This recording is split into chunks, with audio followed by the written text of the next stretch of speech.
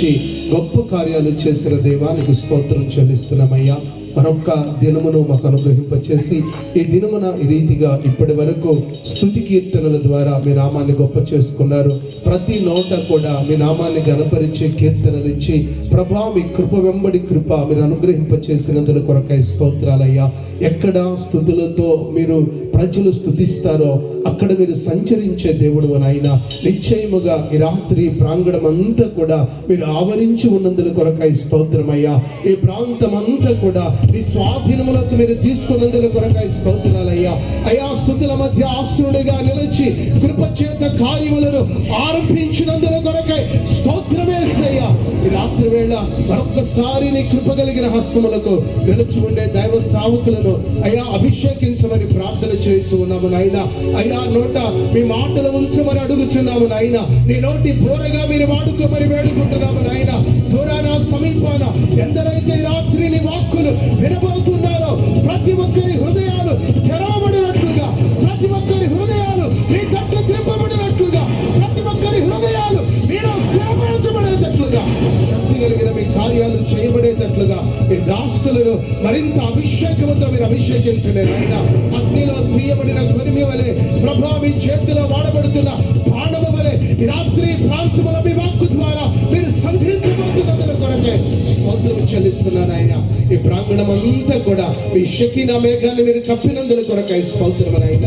మీ మేఘములో నిలిచి ఉన్న ప్రతి బిడ్డ కూడా మీ ఆత్మనేత్రాలతో మీ ముఖ దర్శనము చేస్తూ మీలో ఆనందించే కృప, మీలో రక్షణ ఆనందము చేత సంతోషించే ధన్యత ఈ సభల ద్వారా అనేక మందికి మీరు దయచేయమని, మహిమ ఘనత ప్రభావాలు మీరు మాత్రమే పొందుకొనమని యేసు నామములో అడిగి ప్రార్థించి పొంది ఉన్నాము తండ్రి.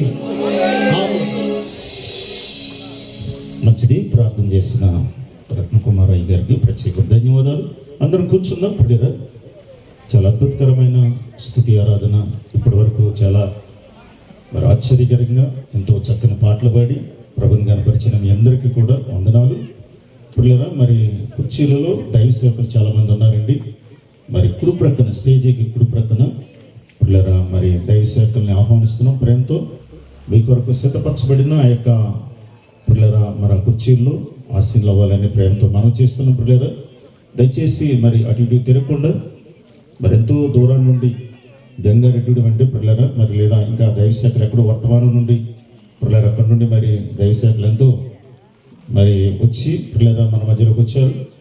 దయచేసి సెల్ ఫోన్స్ కూడా కొంచెం స్విచ్ ఆఫ్లో పెట్టుకోవడం, ఫ్లైట్ మోడ్లో పెట్టుకోవడం చేయండి. ఇంకా ప్రాముఖ్యమైన మాట ఏంటంటే పిల్లరా మరి మీ అందరూ కూడా శ్రేష్టమైన ఆత్మీయమైన వర్తమాన దైవశాఖలు అందిస్తున్నప్పుడు మరి నింపబడి పిల్లరా మనం అందరూ వెళ్ళాలని, పిల్లరా ఒక ఆత్మీయమైన మంటతో స్పిరిట్తో పిల్లలు ఈ స్థలం నుండి వెళ్ళాలని ప్రోగ్రాం మనం చేస్తున్నారు. పిల్లలు ఈ సమయంలో మరి 2 తెలుగు రాష్ట్రాల్లో ఇంకా ఆయా దేశాల్లో కూడా బహుబలంగా దేవుని చేతల్లో పిల్లల బలంగా వాడబడుతున్న పాల్సన్ అయ్య గారిని వేదిక మీద ఆహ్వానిస్తున్నాం. ఈ సమయాన్ని అయ్య గారికి అప్పిస్తున్న అందరూ చప్పలు కొట్టి ప్రభునామాన్ని గణపరచు. Praise Lord, praise lord.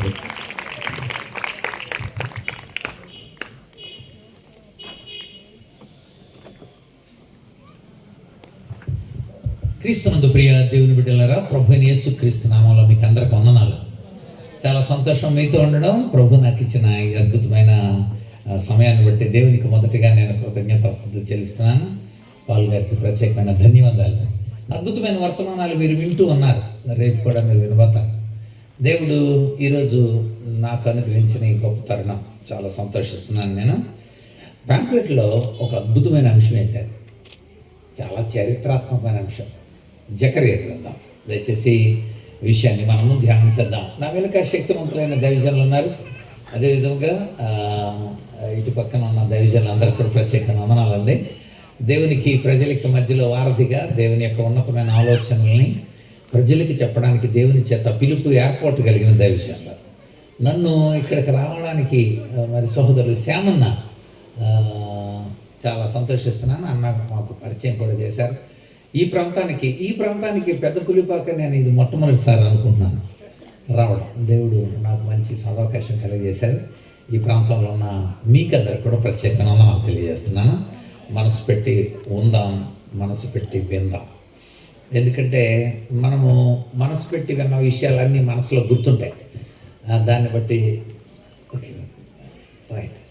So నాతో పాటుగా అద్భుతమైన దైవజనులు మరి లాజరస్ అన్న, అంతేకాకుండా మునాహ గారు, ఇసాక్ గారు, సిస్టర్ అక్క గారు, వీరందరిని బట్టి కూడా దేవుని స్తుతిస్తున్నాను.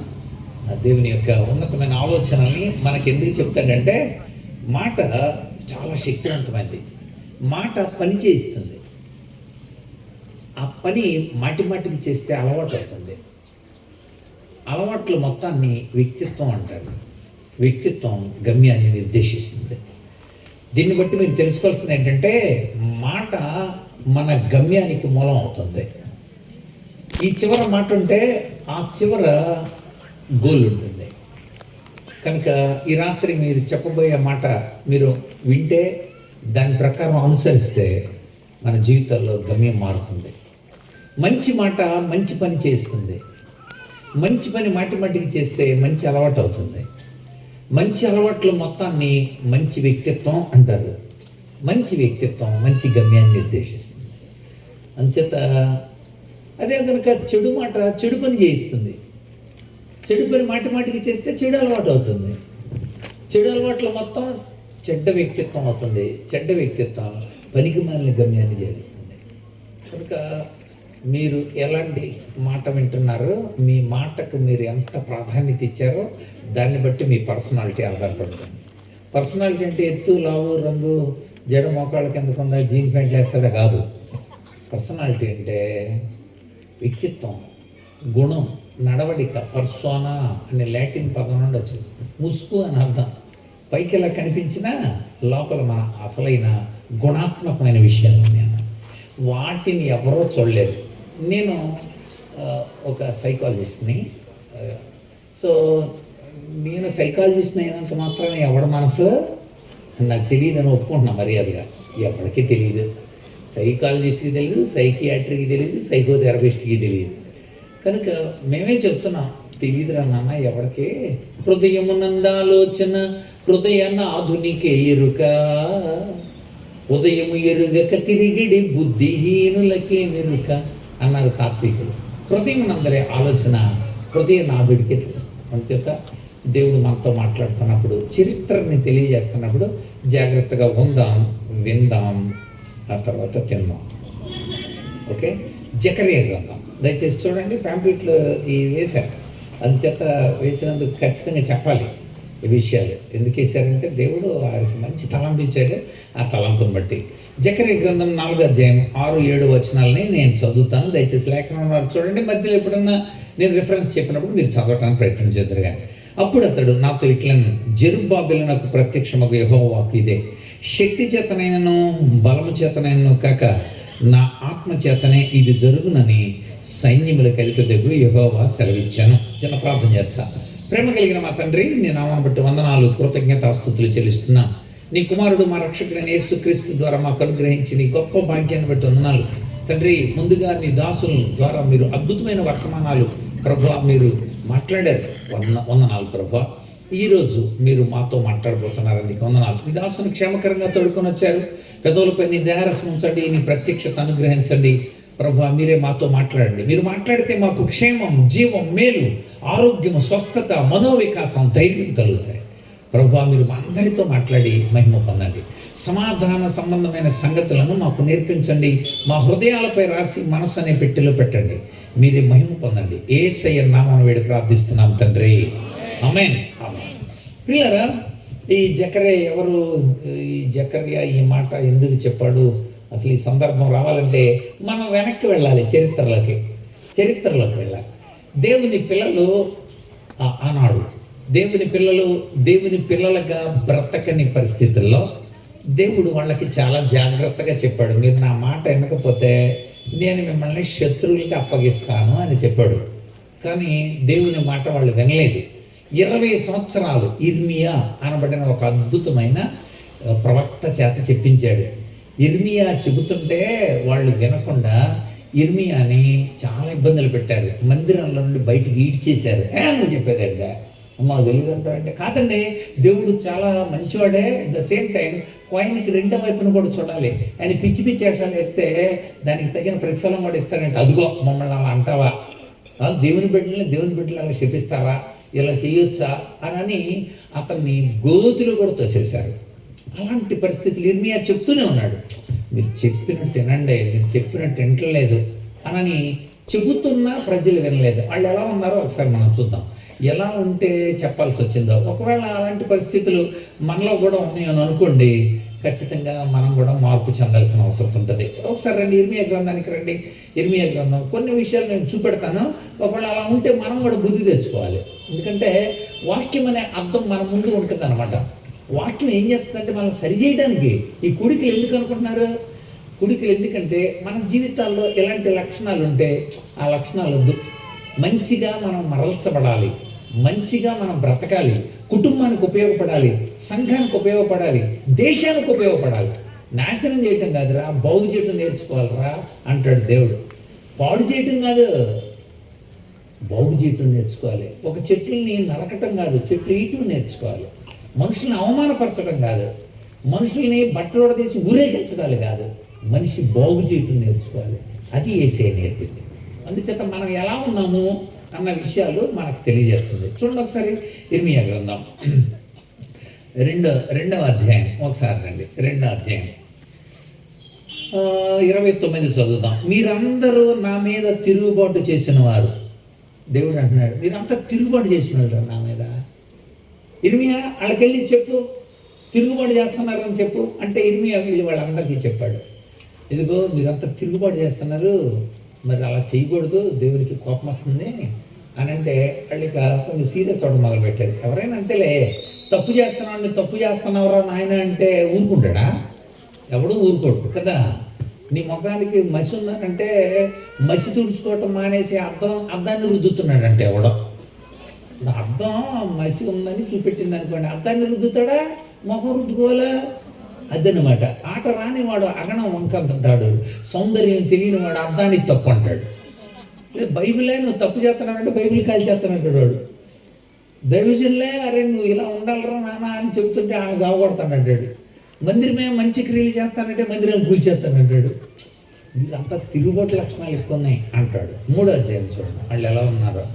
3వ అధ్యాయం 22వ వచనం. భ్రష్టులైన పిల్లలారా తిరిగి రండి, మీ అవిశ్వాసాన్ని బాగు చేస్తా అన్నాడు. అంటే వాళ్ళు ఏం కలిగి ఉన్నారండి? అవిశ్వాసం. తిరుగుబాటే కాదంట, అవిశ్వాసం ఎక్కువ ఉందంట. దేవుడి మీద ఉండాల్సిన విశ్వాసం దేని మీద ఉండకూడదు. పదార్థాల మీద, వస్తువుల మీద, లేకపోతే మనుషుల మీద ఉండకూడదు. దేవుడి మీదే మన విశ్వాసం ఉండాలి. నమ్మి చెడినవాడు నమ్మకయ్యేనాడు, బాగుపడినవాడు వసుదలేడు అన్నారు కవులు. నమ్మి చెడినోడు కానీ నమ్మకుండా బాగుపడినోడు కానీ ఎవడు ఉండడో. మరి అలాంటిది మీరు నమ్మకుండా దేవుని మీద విశ్వాసం ఉంచకుండా జరిగితే జరుగుతులే పిల్ల ఇల్లు అలా ఉండకూడదు. ఎప్పుడు కూడా పరిపూర్ణమైన విశ్వాసం ఉండాలి, పరిపూర్ణమైన నమ్మకం దేవుని మీద ఉండాలి. ఇంక దేని మీద ఉండకూడదు, మనుషుల మీద కూడా కాదు, దేవుణ్ణి నమ్ముకోండి. 115వ కీర్తన 9, 10, 11 చరణాలు. 115వ కీర్తన అక్కడ ఉంటుంది, ఇశ్రాయేలీయులారా యెహోవాను నమ్ముకోండి, ఆయన వారికి సహాయము కేడము. అహరోను వంశస్థులారా యెహోవాను నమ్ముకోండి, ఆయన వారికి సహాయము కేడము. యెహోవాను భయభక్తులు కలిగిన వారులారా యెహోవాను నమ్ముకోండి, ఆయన వారికి సహాయము కేడము. ఆయన మమ్మల్ని మర్చిపోలేదు. దేవుడు ఎప్పుడు మర్చిపోడు. నీ బిడ్డలను మర్చిపోతానండి, తల్లి అయినా మరుస్తుంది కానీ నేను నిన్ను మరోనా అన్నాడు దేవుడు. కనుక ఆయన నమ్ముకోవడం నేర్చుకోవాలి. కనుక అవిశ్వాసం వాళ్ళలో ఎక్కువగా ఉంది. నెక్స్ట్ 4వ అధ్యాయానికి రండి. 4వ అధ్యాయం 14 వచనం. యెరూషలేమా నువ్వు రక్షింపబడినట్లు నీ హృదయంలో నుండి చెడుతనాన్ని కడిగేసుకో. ఎన్నాళ్ళు ఈ పనికిమాలిన దుష్టాభిప్రాయాలతో ఉంటావు అన్నాడు. చెడుతనం కడిగేసుకో. హృదయంలో ఏముందంటే చెడుతనం. మామూలుగా చెడుతనం కామన్. అది ఎదటోళ్ళు ఇల్లు కట్టుకుంటూ వరవలేదు, ఎదటోళ్ళు మెళ్ళ ఒక నగేసుకుంటూ వరవలేదు, వాళ్ళు బడ్డి కొనుక్కుంటూ వరవలేదు, వాళ్ళు ఎదుగుతుంటూ వరవలేదు. కళ్ళు ఎక్కువ అనమాట. అందుకని ఆటోల మీద, లారీల మీద నన్ను చూసి ఏడవకరా, నీ ఏడిపే నా అభివృద్ధి ఇలాంటివి రాసుకుంటూ ఉంటారు. ఎందుకు తెలుసా? కుళ్ళు ఉంటారు. ఆ దిష్టి బొమ్మలు అవన్నీ పెట్టేది అందుకే. అంటే కళ్ళు ఈ చెడుతనం మనసులో ఉంచుకొని ఎదటోడి మీద ఎప్పుడు అలాంటి ప్రభావం చూపించాలి. చెప్తున్నాడు ఇర్మియా, మీరు ఇలా ఉన్నారా బాబు, కనుక మీ బుద్ధిని మార్చుకోండి. బుద్ధికి శుద్ధి కలగాలి. ఆత్మశుద్ధి లేని ఆచారమది ఎలా భాండ శుద్ధి లేని పాకమేలా ఎంత బాగా చెప్పాడు. ఆత్మ శుద్ధి లేకుండా ఎందుకురా ఈ ఆచారాలు? కుండ శుభ్రం చేసుకుని నీళ్ళు పెట్టేస్తా, లేకపోతే అక్కడ వంట వండేటప్పుడు చక్కగా చేసేటప్పుడు అన్నీ శుభ్రం చేసుకునే కదా చేసేది మనం. చిత్తశుద్ధి లేని ఎంత బాగా చెప్పాడు. నీ చిత్తానికి శుద్ధి ఉండాలి, నీ బుద్ధికి శుద్ధి ఉండాలి. అది చెప్పినందుకు ఇర్మియాను లాగేస్తాడా, గోతులు చూసేస్తారా? నెక్స్ట్ ఏముంది? 5వ అధ్యాయానికి రండి. 5వ అధ్యాయం 6వ వచనం. వారు తిరుగుబాటు చేసి విశ్వాసఘాతుకులైరి. అంటే దేవుడే పుట్టించి పెంచి ఇంత చక్కగా ఉంచి మొన్న కరోనాలు కూడా పోకుండా మమ్మల్ని నిలబెట్టి ఇలా చేసినందుకు విశ్వాసఘాతుకులేరు. దేవుడికి థ్యాంక్స్ చెప్పడం మర్చిపోయారు ప్రజలు. నిజమే కదా, మనం కరోనాలో పోయింటే స్థుతి ఉండదు కదా. మృతి నీకు కృతజ్ఞతాస్తుతి చెల్లించదు కదా, పాతాళంలో నీకు స్థుతి కలగదు. సజీవులే కదా ప్రభు నిన్ను స్థుతిస్తారు. ఈ దినమున నేను సజీవుడనే దేవునికి కృతజ్ఞతాస్తుతి చెల్లిస్తున్నాను అందవస్తాను. యెషయా గ్రంథం 38వ అధ్యాయం. కనుక దేవాది దేవుని మనం స్థుతిస్తున్నామంటే విశ్వాసఘాతకులైతే ఎలాగండి? దేవుడు చేసిన కార్యాలు మర్చిపోకూడదు, మనం గుర్తు తెచ్చుకోవాలి. మనం ఖచ్చితంగా విశ్వాసఘాతకులు అయ్యారంట. 6వ అధ్యాయానికి రండి. 6వ అధ్యాయం 16వ వచనం. మార్గాల్లో నిలిచి చూడండి, పురాతనమైన మార్గాల గురించి విచారించండి, మేలు కలుగు మార్గం మీద అడిగి తెలుసుకోండి, మీకు నెమ్మది కలుగుద్దని చెబుతున్నాను ఢిల్లీ. అయ్యా మంచి ఏంటో తెలుసుకోండి అయ్యా. ఆ పనికి మళ్ళీ నవ్వలకండ్రా, ఆ పనికి మళ్ళీ తినకండ్రా, ఆ పనికి మళ్ళీ చూడకండ్రా, మీ బతికిలాగా అయిపోద్దురా నాన్న అని చెబుతుంటే మీకు నెమ్మది కలుగుద్దా? పురాతనం నుండి మేలు పొందిన వాళ్ళని అడిగి చూడండి. కొంచెం వృద్ధులు ఉన్నారు, వాళ్ళని అడిగి చూడండి. మనకు ద్వితీయోపదేశకాండం ఉంటుంది. నువ్వు నీ తండ్రిని అడుగు, ఒకవేళ అతను చెప్పలేదు అనుకో మీ పెద్దలను అడుగు. అరే మేలు కలిగే మార్గం ఏది, ఎలా బతికితే మంచిది, ఎలా ఉంటే మంచిది, నువ్వు అడ్డుగోలుగా బతక నువ్వు అని అడిగి తెలుసుకోండి, మీకు నెమ్మది కలుగుద్దని. అంటే వాళ్ళు అంటున్నారంట, అయితే వారు మేము అందులో నడుచుకోము. చూసారా, దాన్ని ఏమంటారు మనం? పొగరు అంటారు. కనుక మేము అందులో నడుచుకోమంటే అలా చేయరు, నేను చేయను. ఈ తిరుగుబాటు స్వభావం, ఈ పొగరు మనలో ఉన్న పాప స్వభావాలు అవన్నీ. అంటే పాపం యొక్క ఫలితాలు ఇవన్నీ. కనుక పాపాన్ని ఎవడ తీసేయలేడు. ఇప్పుడు నా దగ్గరకు వచ్చి పాలసన్ గారండి కోపం ఎన్ని కేజీలు ఉంది నా దగ్గర, ద్వేషం ఎంత ఉందండి కొంచెం కనుక్కోండి మీరు, ద్వేషం అసూయ ఎంత ఉంది, మత్సరం ఎంత ఉంది, కుళ్ళు ఎంత ఉంది, ఇది కనుక్కోమంటే నేను అవి కనుక్కోలేనా? నువ్వు ఏ కేటగిరీలో చెప్తాను అంతే. నేను ఇది ఉంటే ఇది, ఇది ఉంటే ఇది అని చెప్పడం తప్ప మనిషి అంతరంగ స్వభావాన్ని ఎవడో కనుగొనలేడు, కనుగొనబోడు అంతే. కనుక మనిషిలో అంతర్గతమని ఈ పాపాన్ని కొండ అతుకవచ్చు, కొండనెత్తగవచ్చు, లెక్కబెట్టవచ్చు చుక్కలెన్నో, పాప చిత్త వృత్తి పరికించలేమురా, కావ్యరస విచార కవి కుమార. ఎంతలో రాశారు కవులు. కొండను అతుకోవచ్చు, ఫెవిక్విక్లు వచ్చేసినాయి, ఇంకా ఏనుగులు కూడా లాగలేమంట. కొండ అతుకవచ్చు, కొండనెత్తగవచ్చు, మంచి క్రేమ్లు వచ్చేసినాయి, లెక్క పెట్టవచ్చు చుక్కలెన్నో, చుక్కలు కూడా లెక్క పెట్టవచ్చు. పాప చిత్త వృత్తి పరికించలేమురా. మన పాపం మన చిత్తవృత్తిలో ఎక్కడుందో, ఎలా ఉందో ఎవడో కనుక్కోలేరు. కనుక ఆయన నేను నడుచుకోను, మేము వినమంటున్నారంట వాళ్ళు. 18వ వచనం. మేము వినమని వారు అనుచున్నారు, వినమని వాళ్ళు అంటున్నారంట. సరే 7వ అధ్యాయానికి రండి. 23వ వచనం. నా మాటలు మీరు అంగీకరిస్తే నేను మీకు దేవుడినై ఉంటా, మీరు నాకు జనులే ఉంటారు, నేను క్షేమం ఇస్తాను. నేను 24. అయితే వారు వినకపోయేది. దేవుడు నేను క్షేమం ఇస్తాను. ఇప్పుడు అమ్మ నాన్న మాట అన్నాడు అనుకోండి, వాడు క్షేమం ఉంటాడు. మాస్టర్ మాట అన్నాడు క్షేమం ఉంటాడు, పెద్దల మాట అన్నాడు క్షేమం ఉంటాడు. దేవుడు కూడా చెప్తున్నా, నా మాట వింటే నీకు క్షేమం కదా. ఆయన మాట వినేవాడు బండ మీద కట్టుకుని ఇల్లును పోలు ఉంటాడు. వానలు కురిశాను, వరదలు వచ్చాను, గాలి విసిరి ఇంటి మీద కొట్టాను, కానీ ఆ ఇల్లు కూలిపోలేదు. ఎందుకని మాట విన్నవాడు స్థిరంగా ఉంటాడు, బలంగా ఉంటాడు కదా. కానీ ఇక్కడ అంటాడు వారు నా మాటలు వినరైతే. కానీ ఎవడిష్టం ఆడిది. ఇప్పుడు అది ఇది ఎక్కువైపోయింది అక్కడ. ఏంటంటే ఎందుకు అలాగేస్తానంటే నా ఇష్టం అంటే. మా ఇంటి పక్కన ఒక అంకుల్ ఆంటీని ఇరగబారేస్తున్నాడు. కేకలేస్తుంటే గబగబా నిలలే, ఎవరు బాబు అన్నాడు. అంటే నేను అన్నాను, నేను పాల్సన్ని అన్నాను. ఎందుకు వచ్చావు అన్నాడు. ఏంటిది ఏంటి ఆంటీ అనుకున్నావు, గుడ్డు అనుకుంటున్నావు అన్నాను. ఇలా కళ్ళు ఎర చేసి నువ్వెవడో అడగటానికి నా భార్య అన్నాడు. అంతే. అంటే అర్థం ఏంటనమాట, ఓకే నా భార్య అన్నాడు. అంటే నా ఇష్టం, నా భార్య, నా ఇష్టం నేను తాగుతా, నా ఇష్టం నేను తింటా, నీ డబ్బులు అడిగాను నేను, ఇట్స్ మై విల్. మనిషి అలా తయారైపోయాడు. మనిషి అలా తయారవటానికి కారణం ఆ లోపల ఉన్న సబ్స్టెన్స్, లోపల ఉన్న దాన్ని బట్టే, హృదయం యొక్క తలంపులను బట్టి పెదవులు మాట్లాడతాయి అని ఉంది బైబిల్లో. మనకు కూడా తెలుసు కదా, బుద్ధి లోపల చెడిపోయి ఉంటే బయటికి అలాంటి ప్రోడక్ట్ వస్తుంటుంది, అంతే కదా. చెడు ప్రవర్తన ఎందుకు వస్తుంది? లోపల చెడు ఉన్నప్పుడు చెడు ప్రవర్తన వస్తుంది. లోపల శుద్ధి చేయాలి. నాకు ఏమంటే వాచి చెడిపోయింది, ఏం చేయాలని అడిగాడు. నేను గ్రామీణ ప్రాంతంలో ఉన్నాను. అండ్ నేను వాచి షాప్కి తీసుకెళ్ళి ఈ 3 అతుకుపోయిందండి, ఇది 3 ఉంటాయి కదా తిరిగి గంటల మళ్ళు నిమిషాల మళ్ళు 3 కూడా అతుకుపోయింది, తిరగట్లేదని ఆయన చూపించా చక్కగా బాగు చేస్తాడంటే ఆ 3 ముళ్ళు పీక్కెళ్ళి తీసుకెళ్ళాడంట.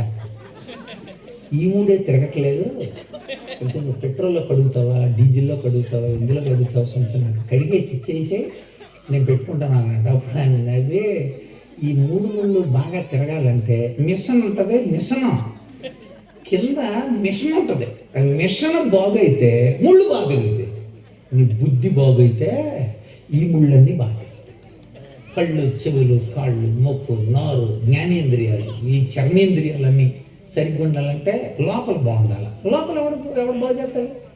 డాక్టర్ గారు అయితే కాల్షియం తక్కువైందండి అందుకే పళ్ళు రాలేదు కుర్రోడికి, లేకపోతే ఇది తక్కువైందండి అందుకని ఇలా జరగలేదండి అని చెప్తారు తప్ప నీకు కుళ్ళు ఎక్కువైందండి అని ఎవడో చెప్పలేడు.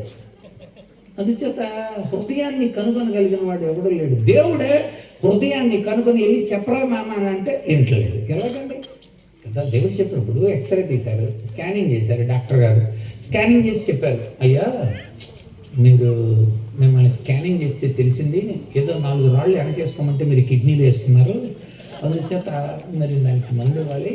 అందుచేత ఏంటంటే స్కానింగ్లో తెలుస్తుంది, మనకేం తెలుస్తుంది? రాళ్లే తెలుస్తాయి అంతే, అంతేగాని మన అపసవ్య ఆలోచనలో ఎప్పటికీ తెలియదు. దీన్ని నాటకాలు ఆడుతుంటారు కౌన్సిలింగ్లో మన దగ్గర, చెప్పేసరికి వాడు చేసేదాడు అంతే.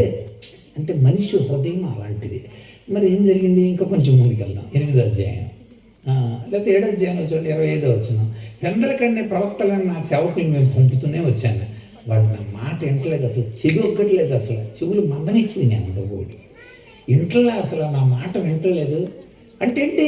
ఇర్మియా ద్వారా దేవుడు ఎంతో మార్పు తీసుకురావాలని 20 సంవత్సరాలు ఇర్మియా ద్వారా చెప్పిస్తుంటే దైవజనుల పని అదే. నువ్వు ఇలా ఉన్నావు, అలా ఉండకూడదు నాన్న, అది దేవుడు చెప్తున్నాడు. వాళ్ళు చెప్పేదంటే వీళ్ళు సొంత మాటలు చెప్తారండి, దేవుడు మాటలు దేవుడు అలా చెప్పమన్నాడు కనుక చెప్తారు అంతే. అది కరికులం దేవుడు పెట్టింది, వాళ్ళని నియమించారు అంతే. వాళ్ళ పని వాళ్ళు చేస్తున్నారు, వాళ్ళ తప్ప అవుతుందండి. వాళ్ళు చెప్పమన్నారు కనుక చెప్తున్నారు అంతే. చెప్పమన్న దేవుడు కరికులం ఇది ఇచ్చాడు, ఇది వెళ్ళి చెప్పండి రా బతుకులు మారితే బాగుంటుందని చెప్పండి అని అన్నాడు అంతే. మేము ఏమంటే స్వయంకృతాపరాధం అంటే నీ కొమ్మ నువ్వే నరుక్కుంటున్నావు అని అర్థం. అది తెలుసుకోవాలి. 8వ అధ్యాయం 7వ వచనం. ఆకాశం గదులు సంకుకుడి కొంగైన తన కాలం ఎరుగును, తెల్ల గొప్ప మంగళకత్తి పెట్ట ఓది కొరకు తాము రావాల్సిన కాలం ఎరుగును. అయితే నా ప్రజలు యెహోవా న్యాయ విధిని ఎరుగరు. ఇక్కడ బ్రెజిల్ దేశం నుండి పిట్టలు వచ్చినాయి, కొల్లేకి బ్రెజిల్ దేశం. ఆస్ట్రేలియా నుండి పిట్టలు వచ్చినాయి, 13,000 కిలోమీటర్లు ఆస్ట్రేలియా. అక్కడ నుండి పిట్టలు వచ్చినాయి. వాటికి తెలిసింది ఎప్పుడు వెళ్ళాలి, ఎప్పుడు ఉండాలి, ఎప్పుడు గుడ్లు పెట్టాలి, ఎప్పుడు మైగ్రేషన్ వలస రావాలని. నా ప్రజలకి కాలం తెలియదు అలా, న్యాయ విధి తెలియదు. అంటే అర్థమేంటి? పిట్టలకే కాలం ఎంత ప్రాముఖ్యమైందో మనిషికి న్యాయ విధి అంటే అర్థం. న్యాయంగా నువ్వు చేయాల్సిన పని ఏంటి? భర్త న్యాయంగా చేయవలసిన పని, భార్య న్యాయంగా చేయవలసిన పని, దీన్ని ధర్మం అంటారు. ధర్మం అంటే అర్థం ఏంటి? చెయ్యాల్సిన పని, భిక్షం కాదు. ధర్మం అనే పదానికి వేదోక్త విధి అని అర్థం. చార్లెస్ ఫిలిప్ బ్రౌన్ డిక్షనరీ ప్రకారం విద్ అంటే జ్ఞానం, ఉక్తి అంటే మాట, విధి అంటే చేయాల్సిన పని. వేదోక్త విధి అంటే జ్ఞానంగా చెప్పబడిన చెయ్యాల్సిన పనిని ధర్మం అంటారు. నువ్వు చేయాల్సిన పనిది, జ్ఞానమైన దేవుడు చెప్తున్న మాట అది. ధర్మో రక్షిత, ధర్మాన్ని రక్షించండి నాన్న, అది మిమ్మల్ని రక్షిస్తుంది. అంటే ఏంటర్థం? చెయ్యాల్సిన పని చేయండిరా మీరు రక్షింపడతారు అని అర్థం. మరి మనం చేయాల్సిన పని చేయకపోతుంటే ఎలాగా? పిల్లలు చేయాల్సిన పని పిల్లలు చేయాలి, పెద్దోళ్ళు చేయాల్సిన పని పెద్దోళ్ళు చేయాలి. ఎవరి ధర్మాలను వాళ్ళు చేయాలి. వాళ్ళు అంటున్నారంట మేము చెయ్యం, న్యాయ విధిని ఎరగదు. ప్రతీదీ ఇలాగే ఉందండి. ఇక అంటే బాధపడి దేవుడు అన్నాడు, ఇక మీరు మా మాట వింటలేదు కనుక శత్రువు నుండి అంటే ఉత్తరాన ఉండే బబులోను సామ్రాజ్యం రాజుని నేను రెచ్చగొడతాను, ఆ రాజు వచ్చి మీకు బుద్ధి చెప్పాలా, మీకు బెత్తంతో కొడితే కానీ, అంతే కదా. మనం పిల్లల్ని 4 రకాలుగా ట్రీట్ చేస్తాం. మొట్టమొదటి, నువ్వు ఎంత మంచివాడు రమ్ము, నువ్వు నన్ను అవ్వలంగా నువ్వు మాట చెప్పి తింటావు రమ్ము అని ముద్దుగా మంచిగా చెప్తాం. ఆ తర్వాత రెండోది, ఆడి అయినా ఇంటలేదనుకో, ఆడికి చాక్లెట్ ఇచ్చి బహుమానం ఇచ్చి, నువ్వు వెళ్ళి రావా, ప్రతిరోజు చాక్లెట్ ఇస్తాను రా అని చాక్లెట్ ఇచ్చి చెబుతాం. అయినా వెంటలేదనుకో, కొంచెం బుద్ధొచ్చే మాటలని, సిగ్గొచ్చే మాటలని కొంచెం భయపెడతాం. అరే ఆడవాళ్ళు వెళ్తున్నారా, నువ్వు వెళ్ళవేంటరా, ఈ సైకిల్ రా, నీ సైకిల్ కొన్నాను కదరా, అలా కొంచెం కంపారిజన్ స్టడీ ఇచ్చే అడిగి బుద్ధి వచ్చలేదు. అయినా వెళ్ళలేదనుకోండి, ఇక చివరిదండి తెలుసా, ఎందుకు వెళ్ళవరా అని చొక్కా పట్టుకుని ఇలా లేపి బండి మీద కూర్చోబెట్టుకొని బ్యాగ్ తీసుకొని స్కూల్కి వెళ్ళి టీచర్ ముందు ఒక గుద్ది వీడి మాట వింటలేదండి, రఫ్ ఆడుకోండి, మధ్యాహ్నం క్యారేజీ నేనే తీసుకొస్తా, సాయంత్రం కూడా వాళ్ళ అమ్మ టిఫిన్ తీసుకొస్తుంది, మొత్తం స్కూల్ అయిపోయాక ట్యూషన్ కూడా అయిపోయాక అప్పుడు పంపండి అని మనమే వాళ్ళని అప్పగించేస్తాం మనమే. దేవుడు కూడా అదే పని చేశాడు. చెప్పిన మాట వినకపోతే ఇది లాస్ట్ మెథడ్ అన్నమాట, చివరి పద్ధతి. ఆ రాజు సిగ్గొచ్చేలా చేస్తాడు, అప్పుడు మీకు బుద్ధి వస్తుందని దేవుడు చెప్పించాడు, ముందే చెప్పి చేస్తాడు ఎప్పుడు కూడా. 6వ అధ్యాయం ఒకసారి రండి, ఇర్మియా గ్రంథం 6వ అధ్యాయం 22. యెహోవా ఇలాగూ సెలవిచ్చుచున్నాడు, ఉత్తరం నుండి ఒక జనము వచ్చును, భూదిగంతం నుండి మహాజనము లేచి వచ్చున్నది, వారు వింటెను ఈటెను వాడ నేర్చిన వారు, అది ఒక క్రూర జనం, వారికి జాలి లేదు, వారి స్వరం సముద్ర ఘోష వలె ఉంటుంది, వారి గుర్రాలు ఎక్కి సవారీ చేసి వస్తారు, సీయోను కుమారి నీతో యుద్ధం చేయడానికి రాబోతున్నారు అని దేవుడు. సీయోను కుమారి అంటే జెరూషలేం అని అర్థం. ఉత్తరాన ఉండే రాజ్యం ఏంటంటే బబులోన్. ఇది కథ కాదు, క్రీస్తుకు పూర్వం 605లో జరుగుతున్న విషయం చెప్తున్నా నేను. క్రీస్తుకు పూర్వం 605, మీరు చరిత్రలోకి వెళ్ళి చూస్తే కనబడతాయి ఏం జరిగిందనేది. చేత బైబిల్లో ఏ టైంలో ఎక్కడెక్కడ జరిగినాయి అని అన్నిటికీ సంవత్సరాల ఆధారాలు. ఇది కథల పుస్తకం కాదు, ఇది చరిత్ర గ్రంథం. అందుచేతనే చరిత్ర విషయాలను నేను మీకు గుర్తు చేస్తాను, ఎందుకంటే అలాంటి అద్భుతమైన విషయం వేశారు అయ్యగారు, పాల్ గారికి వందనాలు. సో అంతే, దేవుడు వెంటనే రంగంలోకి దిగి క్రీస్తుకు పూర్వం 605లో బబులోను సామ్రాజ్యానికి అప్పుడే రాజు అయ్యాడు నెబుకద్నెజర్. కొత్తగా అనమాట, బబులోను సామ్రాజ్యానికి రాజుగా ఉన్నాడు. ఆడు రాజు అయిన వెంటనే దేవుడు అతని మనసులో ఆలోచన పుట్టించాడు. ఏమనంటే, దేవుడే లేపుతున్నాడు, దేవుడే రేపుతున్నాడు. ఎల్లరా బాబు వెళ్ళి ఆడికి బుద్ధి చెప్పరా అని వెంటనే తాను సింహాసనం ఎక్కిన కొద్ది నెలలలోనే వెంటనే వచ్చేసాడు ఎరుషలేంకి. ఎరుషలేం వచ్చి ఏం చేశాడు తెలుసా, తెలివి కలిగిన వాళ్ళందరినీ తీసుకెళ్ళిపోయాడు. తెలివి కలిగిన వాళ్ళు, జ్ఞానం కలిగిన వాళ్ళు, అందంగా పనిచేయాల్సిన వాళ్ళు, రాజుగారి దర్బార్లో కమెండోలుగా ఉండటానికి కోసం, రాజ దర్బార్లో పనిచేయగలిగిన వాళ్ళు, నిలవగలిగిన వాళ్ళు, తత్వజ్ఞానాన్ని నేర్చుకోగలిగిన వాళ్ళు, చాలా చక్కగా తనకు అనువుగా ఉన్న వాళ్ళందరినీ కూడా, అంటే జ్ఞానం బబులోనికి వెళ్ళిపోయింది. కారణం పాపం పర్యవసానం అండి. అది పాపం వలన కలిగే జీతం అది. అందుచేత మనం చెప్పిన మాట వినకపోతే అంతే. సంఖ్యాకాండం 32వ అధ్యాయం 23వ వచనం. సంఖ్యాకాండం 32:23. మీరు అట్లు చేయని యెడల యెహోవా దృష్టికి పాపం చేసిన వారు వదురు, గనుక మీ పాపం మిమ్మల్ని పట్టుకొనును. అంతే, డైరెక్ట్గా ఉంది. మన పాపం మనల్ని పట్టుకుంటుంది. ఏమండి, మన పాపమే మనల్ని పట్టుకుంటుంది. మీరు తప్పుడు పనులు చేస్తే దాని ఫలితాన్ని మీరు అనుభవించాల్సి వస్తుంది. అంతే కదా.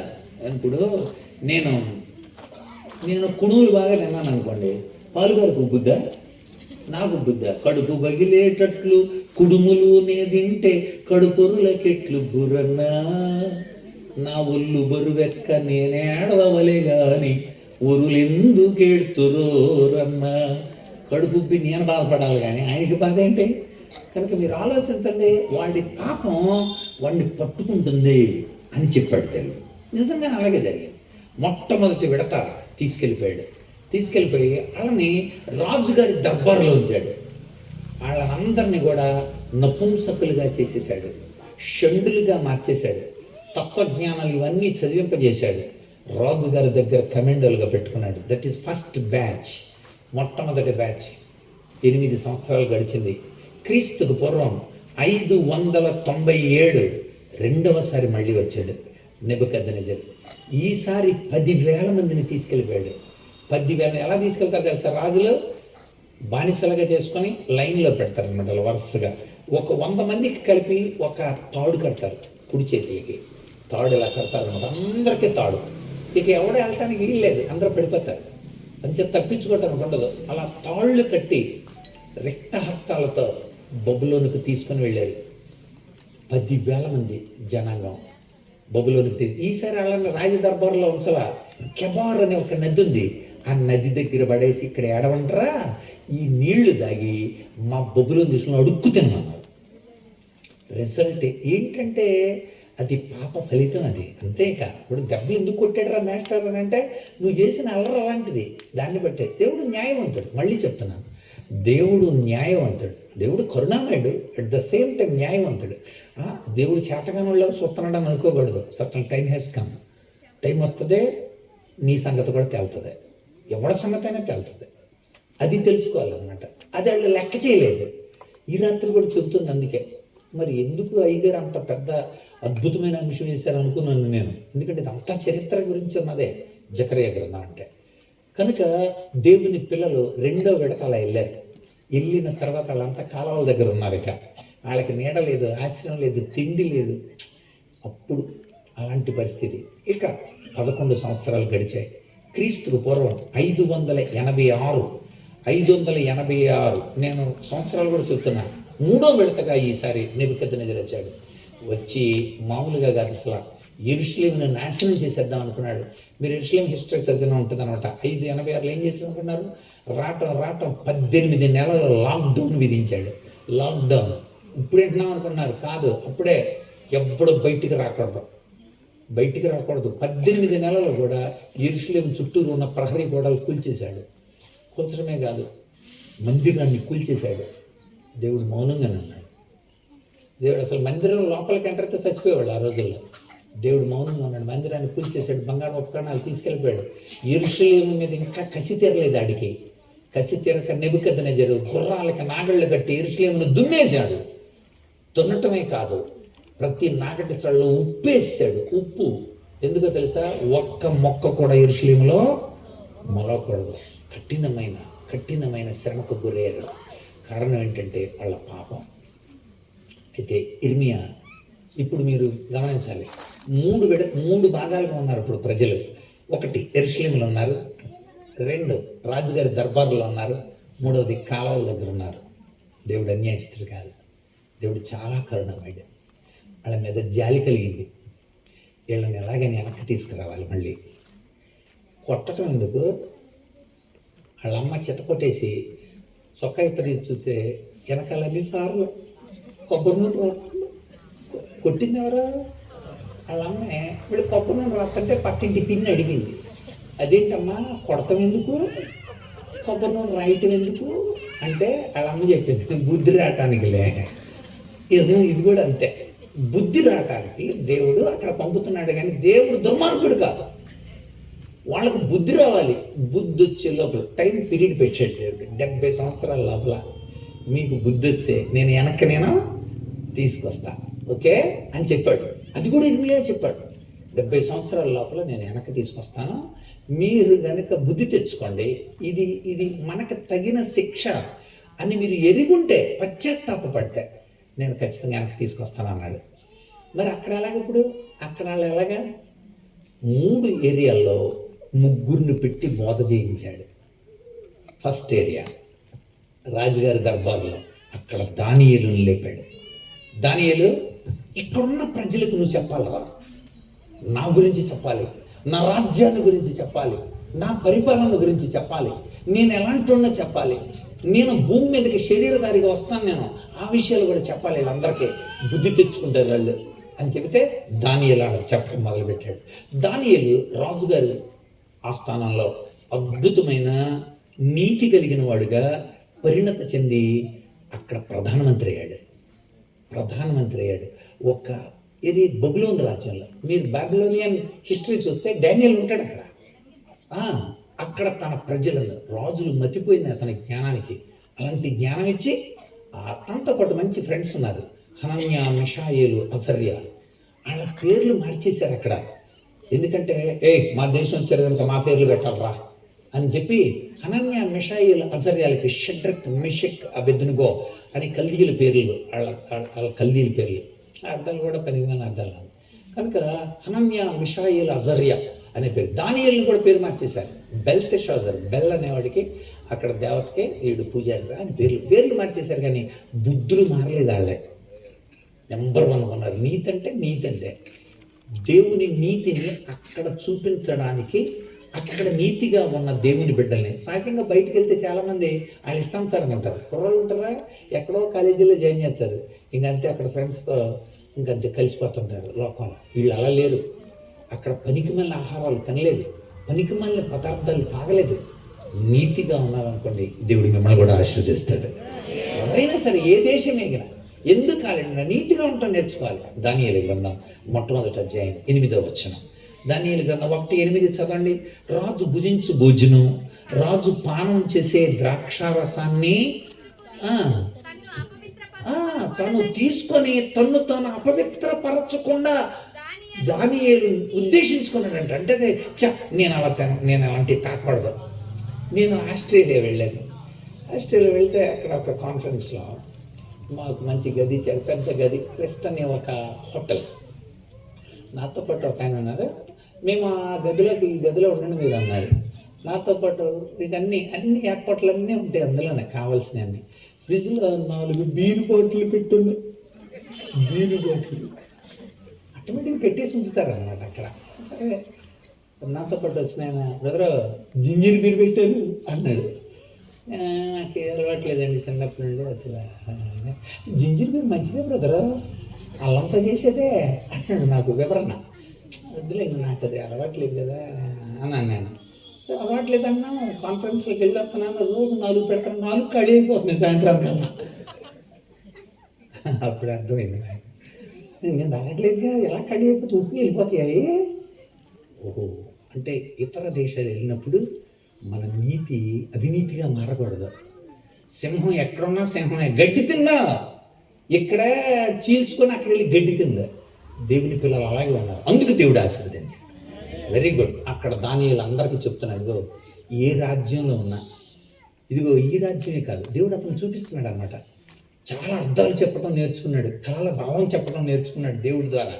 రాజుగారికి వచ్చిన కళను బట్టి చెప్పాడు. రాజుగారు మీకు ఒక కళ వచ్చింది కదా, ఆ కళ అర్థం ఏంటో తెలుసా, మీ రాజ్యం పోద్ది, మీ తర్వాత మాదీయ పారసిక రాజ్యాలు వస్తాయి, అవి కూడా పరిపాలన చేస్తాయి, అది కూడా పోతుంది. ఆ తర్వాత గ్రీకు సామ్రాజ్యం వస్తుంది, గ్రీకు సామ్రాజ్యం కూడా నాశనం అయిపోద్ది. ఆ గ్రీకు సామ్రాజ్యం రోమా సామ్రాజ్యం వస్తుంది. రోమా సామ్రాజ్య టైంలో యేసుక్రీస్తు లోకానికి వస్తాడు. ఎప్పుడు చెప్పాడండి?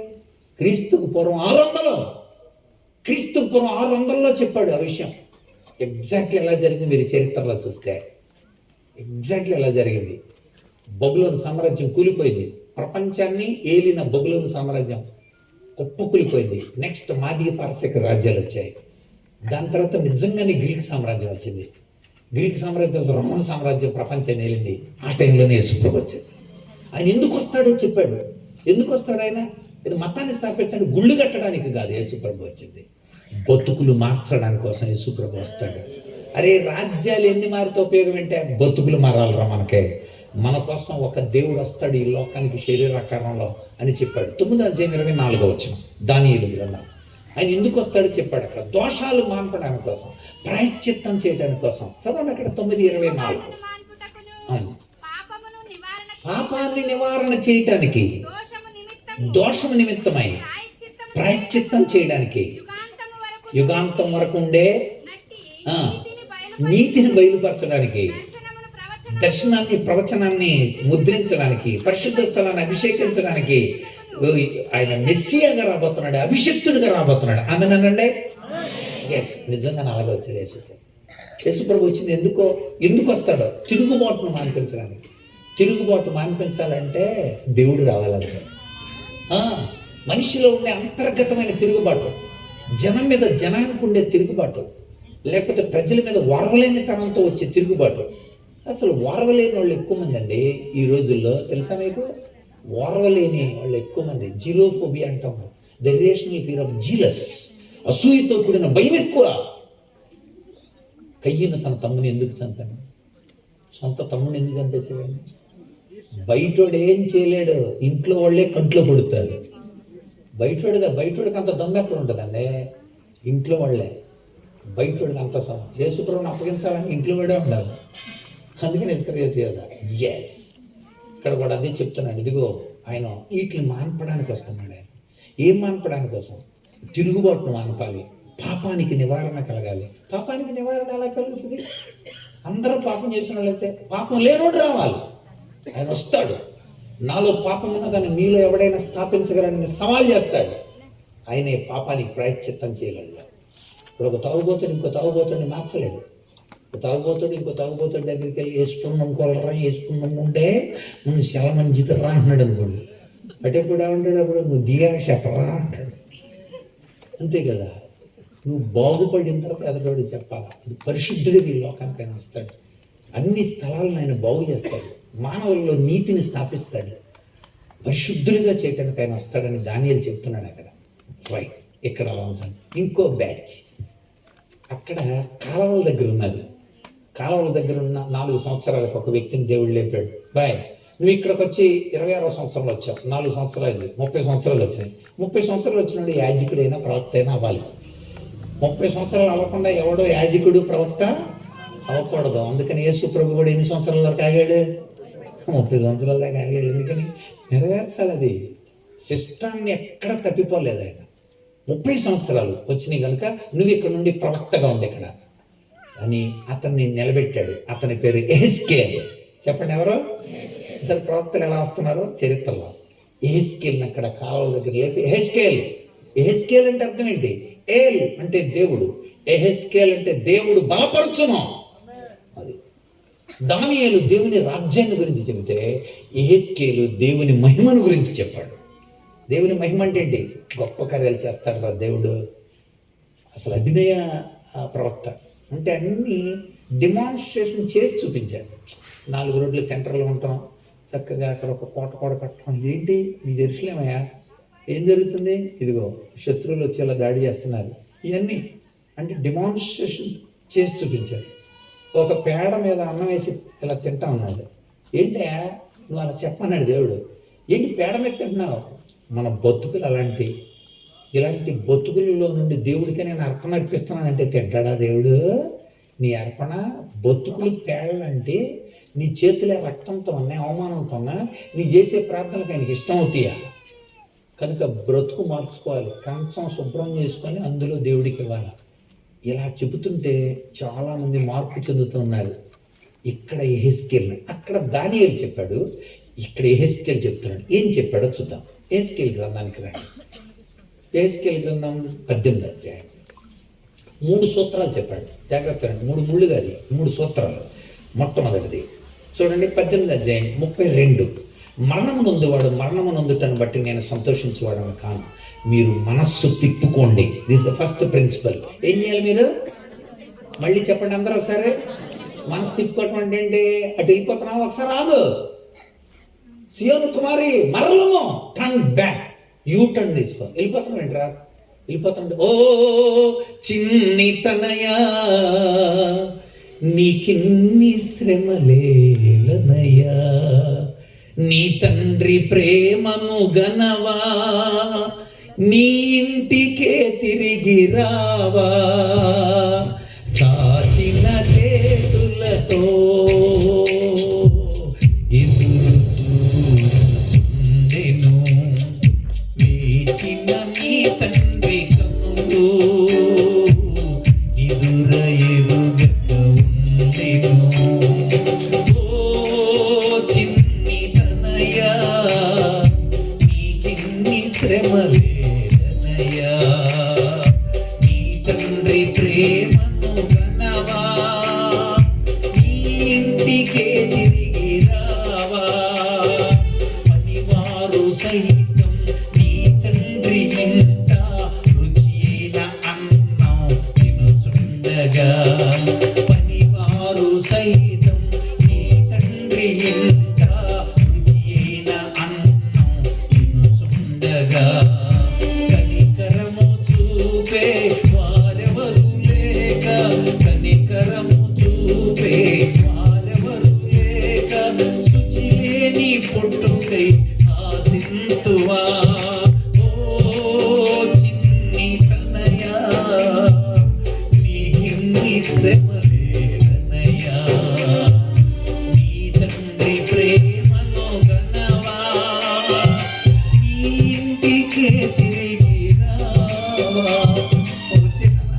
అక్కడెందుకు రా పన్నులు తినే పొట్టు తింటావు?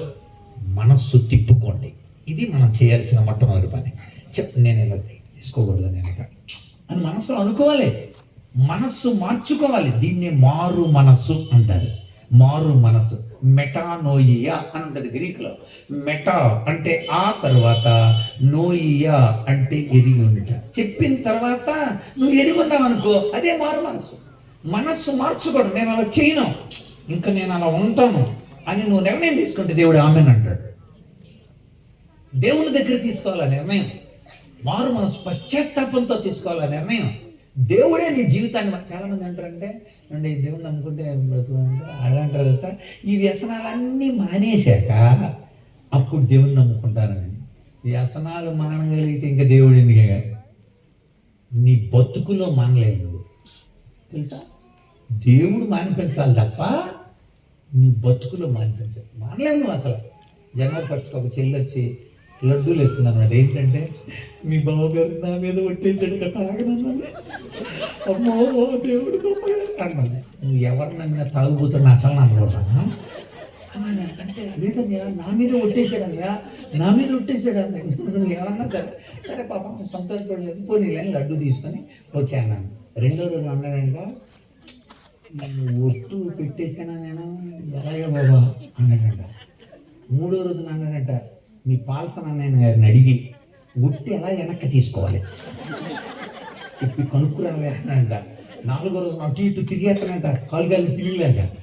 5వ రోజున చంపేసావా నువ్వు, చంపేసావే అన్నాడంట కేకలేసుకుంటా. 6వ రోజున 5 రోజులు కలిపి తాగేసాడంట. మనం అడిగిందంట, అది నా మీద ఒట్టేసావు కదా నువ్వు ఏంటంటే చెప్పిందంట. ఏమన్నా తెలుసా, నాకు తెలిసిపోయింది. ఏంటో తెలుసా, నువ్వు దేవుడు నమ్మావు, నేను నమ్మలేదు, నా ఒట్టు నీ మీద పనిచేయదు. అంత తెలివితేటలు అనమాట. పనికి మాలిన అట్ల కోసం అంత తెలివితేటలు మారలేవురా బాబు. దేవుడు రంగంలోకి దిగితే తప్ప నీ బతుకులు నువ్వు మార్చుకోలేవు. అందుకన్నాడు. ఎలా జరుగుతుంది? ముందు నీ మనసు తిప్పుకో, నువ్వు ఒక మంచి నిర్ణయం తీసుకో. నిర్ణయం తీసుకుంటేనే సరిపోదు. 2వ సూత్రం 23వ వచనం, దుష్టులు మరణం నొందుట చేత నాకు ఏమాత్రం సంతోషం కలుగునా, వారు తమ ప్రవర్తనను దిద్దుకోవాలి. ఓకే, మొట్టమొదట తిరగాలి, రెండోది ఏం చేయాలి? దిద్దుకోవాలి. అంటే తప్పిపోయిన కుమారుడు పొందులు తినే పొట్టు దగ్గర నుండి వచ్చేసాడు.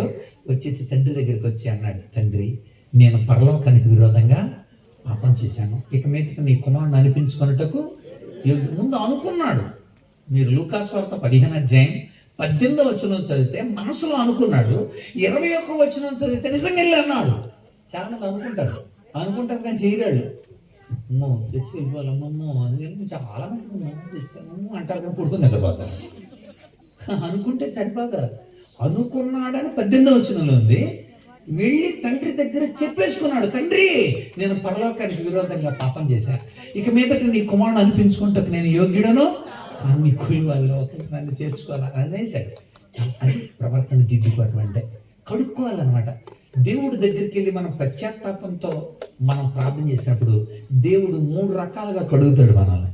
3 రకాలుగా అంటే ఎలా కడుగుతాడంటే, ఒకటి వాక్యంతో కడుగుతాడు. బైబిల్ చదవండి. ఎఫెసీ పత్రిక 5వ అధ్యాయం 25 నుండి 27 వచనం.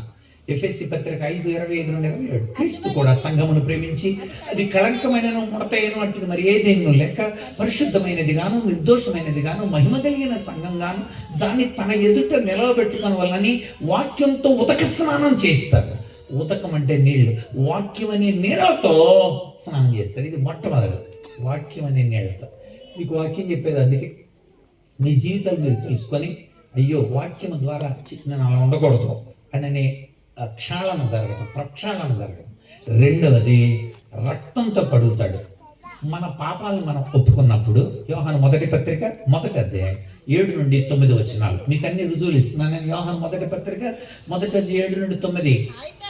7 నుండి చదువు. ఆయన వెలుగులో నడిచిన ప్రకారం మనం కూడా వెలుగులో నడిచిన అన్యోన్య సహవాసము కలిగిన వారమైందమో అప్పుడు ఆయన కుమారుడైన యేసు రక్తం ప్రతి పాపం నుండి మనల్ని పవిత్రులుగా 8వ వచనం, మనం పాపము లేని వారమని చెప్పుకుని నేడుల మనల్ని మనమే మోసపుచ్చుకున్నాము మరియు మనలో సత్యం ఉండదు.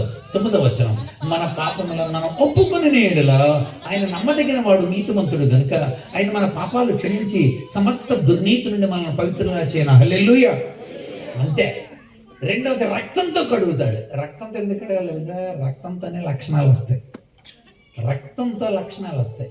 వాక్యం ఎందుకో తెలుసా? వెలిగింపబట్టడం కోసం వాక్యం, గుణాత్మకంగా లక్షణాలు రావటం కోసం రక్తం.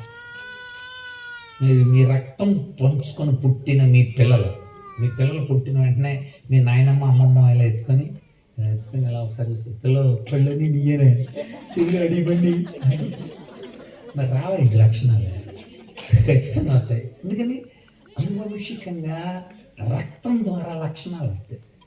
దేవుడు నిజంగా రక్తంతో కడిగితే దేవుని లక్షణాలు మనలో కనబడతాయి. నిజంగా దేవుని వాక్యం నిన్ను కడిగితే వెలుగు సంబంధిగా నువ్వు బతుకుతావు. అది. ఇక మూడవది, ఆత్మతో దేవుడు మనల్ని ప్రక్షాళన చేస్తాడు, పరిశుద్ధాత్మనితో. తెస్సలోనిక 2వ పత్రిక 2వ అధ్యాయం 13వ వచనం. తెస్సలోనిక 2వ పత్రిక 2:13. ప్రియ సహోదరులారా, ఆత్మ మిమ్మల్ని పరిశుద్ధపరచుట వలన ప్రభువు వలన ప్రేమింపబడిన ప్రియ సహోదరులారా, ప్రభువు వలన ప్రేమింపబడ్డారా మీరు? అయితే ఆత్మ మిమ్మల్ని కడుగుతాడు. ఎస్, పరిశుద్ధాత్ముడు పరిశుద్ధతనిస్తాడు. ఈ 3 సూత్రాలు మర్చిపోగాడు. ఈ 3 రకాలుగా మనం కడగబడతాం. ఒకటి, దేవుని వైపు తిరగాలి. రెండవది, మనము దేవుని ద్వారా కడగబడాలి. చెప్తున్నాడు అక్కడ ఎవరు? యెహెజ్కేలు. దేవుడు ఎందుకు యెహెజ్కేలు పెట్టాడు కాలువల దగ్గర? నిరాశపడకండి, నిస్పృహ చెందకండి, ప్రతిదానికి సమాధానం ఉంటుంది. ప్రతిదానికి నీ ప్రశ్నలకు సమస్యలకు ఏసే జవాబు, ఏసే జవాబు, ప్రభు ఏసే జవాబు, ఏసే జవాబు, ప్రభు ఏసే జవాబు. అన్నీ తెలిసిన వాడు నీ కన్నీరు తుడుస్తాడు. అన్నీ తెలిసిన వాడు నీ కన్నీరు తుడుస్తాడు. నీ ప్రశ్నలకు సమస్యలకు ఏసే జవాబు, ఏసే జవాబు, ప్రభు ఏసే జవాబు. ఆమె నన్ను అందరూ భయపడకండి, దేవుడు సమాధానం ఇస్తాడు. పశ్చాత్తాపపడి. నిజమే కదా? క్వశ్చన్ మార్క్ ఎప్పుడైనా చూసారా? క్వశ్చన్ మార్క్ ఎలా ఉంటుంది? కింద ఫుల్ స్టాప్ ఉంటుంది. ఫుల్ స్టాప్ ఎందుకుంటో తెలుసా? నీ ప్రశ్నకే జవాబు ఉందరా అని అర్థం. ఇక question mark only full stop statements. అవి స్టేట్మెంట్స్ వేరు. ప్రశ్న అయితే ఖచ్చితంగా జవాబు. ఈనాడు నీ ప్రశ్నలన్నిటికీ సమాధానం ఆయనే చెప్పాలి. ఎందుకంటే నువ్వు పుట్టక ముందు నుండి ఆయన నిన్ను ఎరుగుతున్నాడు కనుక, ఆయనే సృజించాడు కనుక, ఆయనే నిర్మించాడు కనుక నీ ఉద్దేశాలని ఆయనకి తెలుసు. ఆయనే తన ఉద్దేశాలతో నిన్ను నడిపించాలని ఇష్టపడుతున్నాడు. యాక్సెప్ట్ చేయాలంటే మనం అంగీకరిస్తే ఆ పాత్రగా వాడబడతాం మనం. అందుకని చెప్తున్నాడు ఇక్కడ, మనస్సు తిప్పుకోండి. మొదటి సూత్రం, ప్రవర్తనను దిద్దుకోండి. 2వ సూత్రం. మూడవది చూడండి 21వ వచనం. అయితే దుష్టుడు తాను చేసిన పాపములన్నింటిని విడిచి నా కట్టడను అనుసరించి నీతిని న్యాయాన్ని జరిగిస్తే అన్నాడు. నీతి న్యాయం ఈ 2 జరిగించాలంట. ఒక మాస్టర్ పిల్లాడిని చేర్చుకున్నాడు. పిల్లాడు మాస్టర్ని గౌరవించాలి, మాస్టర్ చెప్పినట్టు వినాలి. ఈ రెండింటినీ న్యాయము నీతి అంటారు. మాస్టర్ని గౌరవించాలి. Yes sir. మాస్టర్ని శత్రుభాయినట్టే 2 కుర్రాళ్ళు కలిసి జంగారెడ్డిగూడెంలో ఫిజిక్స్ మాస్టర్ని బయట టీ దగ్గరకు వస్తే క్లాసులో నుండి మమ్మల్ని అవమానం చేస్తారని చేతికి కడియం దొడుక్కొని ఒక 2 చేతులు ఇలా లాగేసి ఒకడు మొహం మీద ఎరగుద్దేశాడు కడియంలో. ఇది మాస్టర్ని పిల్లలు కొడుతున్నారు. మీకు చూస్తున్నప్పుడు ఎలా అనిపిస్తుంది? మనుషులు దేవుణ్ణి తిడుతున్నారు. ఏంటిది? బుద్ధి చెప్పి తన మార్గంలోకి నడిపించడానికి కోసం ఇన్ని ఏర్పాట్లు దేవుడు చేస్తుంటే అందుకోసం న్యాయము నీతి ఈ 2 అడిగాడు. న్యాయం అంటే ఆయనకి ఇవ్వాల్సిన గౌరవం ఆయనకి ఇవ్వాలి. నీతి అంటే ఆయన చెప్పినట్టు నడవాలి. అంతే, ఇంతే తేడా. ఆయనకి గౌరవం ఇవ్వాలి, ఆయన చెప్పినట్టు చేయాలి. చదువుతారా 2 రిఫరెన్సులు? మీకా గ్రంథం 6వ అధ్యాయం 8వ వచనం సార్. మీకా గ్రంథం 6:8. మనుషుడా, ఏది ఉత్తమమో అది నీకు తెలియజేయబడి ఉంది కదా. న్యాయముగా నడుచుకొనుటయు, కనికరమును ప్రేమించుటయు, దీన మనస్సు కలిగి నీ దేవుని ఎదుట ప్రవర్తించుటయు. ఇంతే కదా నీ దేవుడు నిన్ను అడుగుతుంది. నిన్నేమడిగాడు దేవుడు? ఇంతే కదా నిన్ను దేవుడు. కనుక దేవుడు మన జీవితాలలో ఆయనకి ఇవ్వాల్సిన గౌరవం ఆయనకి ఇవ్వండి. అదే దేవుడి కోరు. దేవుడికి ఇవ్వాల్సిన గౌరవం మనం ఇవ్వాల్సిందే, అంతే. అలా ఇచ్చితే దేవుడు ఖచ్చితంగా మన జీవితాలలో గొప్ప కార్యం చేస్తాడు. రెండవది నీతి. నీతి అంటే ఏంటంటే రైట్యూస్నెస్. రైట్యూస్నెస్ అని అంటే అర్థం సరిగ్గా నడవటం అని అర్థం. సరిగ్గా నడవడం. మన జీవితాల్లో సరిగ్గా నడవటమే నీతి. అంటే ఏంటి? సరిగ్గా నడవటం అంటే ఏంటంటే పాపం అంటకుండా జాగ్రత్త పడటం నీతి. అమ్మో అలా చేయకుండా ఉంటే మంచిది అని జాగ్రత్త భయపడటం నీతి. అంటే ఆయన చెప్పినట్టు చేయకూడదు, ఆయన చేయటమే నిజమైన నీతి. వ్యతిరేకంగా చేస్తే అదే అవినీతి అంటే. అంతే కదా. అవినీతి అంటే ఏంటి? చేయకూడని పని చేస్తే అవినీతి అంట. చేయాల్సిన పనులు చేస్తే, ఆయన ఆజ్ఞాపించినట్లు మనం చేసిన యెడల మీకు నీతి కలుగును, అంతే. ఆయన చెప్పినట్లు చేస్తే. కనుక నీతి లేనివాడు కోతి కంటే పాడు అన్నారు. ఎందుకన్నారు? నీతి లేనివాడు కోతి కంటే పాడు అంటే అర్థం అంటే కోతి ఎప్పుడు కూడా చంచలంగా ఉంటుంది అనమాట. అలా స్థిరంగా ఉండదు. అసలే కోతి, అది కళ్ళు తాగిందంట. ఇంకప్పుడు అసలే అది గొంతులు ఎక్కడున్నాయి, అది కళ్ళు తాగి ఇంకెలా ఉంటుందా? అలాంటిది ముళ్ళు గుచ్చుకుందంట. 3వ స్టేజ్ అది. కనుక అలాంటి అయిపోయారు ప్రజలు అని ఉదాహరణలు చెప్తూ ఉంటారు. కనుక నీతి మాలినోడు కోతి కంటే పాడు అన్నాడు. కనుక నీతిగా ఉండటం నేర్చుకోవాలి. ఎలాంటి నీతి ఉండాలి? తెస్సలోనిక మొదటి పత్రిక 4వ అధ్యాయం 4వ వచనం. నీతిగా ఉండటం అంటే ఏంటి అక్కడ చెప్పాడు. ఏంటి చదవనప్పుడు త్వరగా. మీలో ప్రతివాడు దేవుని ఎర్రగని అన్యజనుల వలె కామాభిలాష ఎందు కాక, అంటే సరస్వత్తులు, బూతు బొమ్మలు ఇలాంటివి సెలలో పెట్టుకోవటం, సగం బట్టలు ఉన్న అట్లాంటివి చూసుకుంటాం, ఇలాంటి కాక తర్వాత పరిశుద్ధత యందును ఘనత యందును తన ఘటమును ఎట్లు కాపాడుకునవలెనో అది దేవుడికి ఇష్టం. That is righteousness. అది నీతి అండి.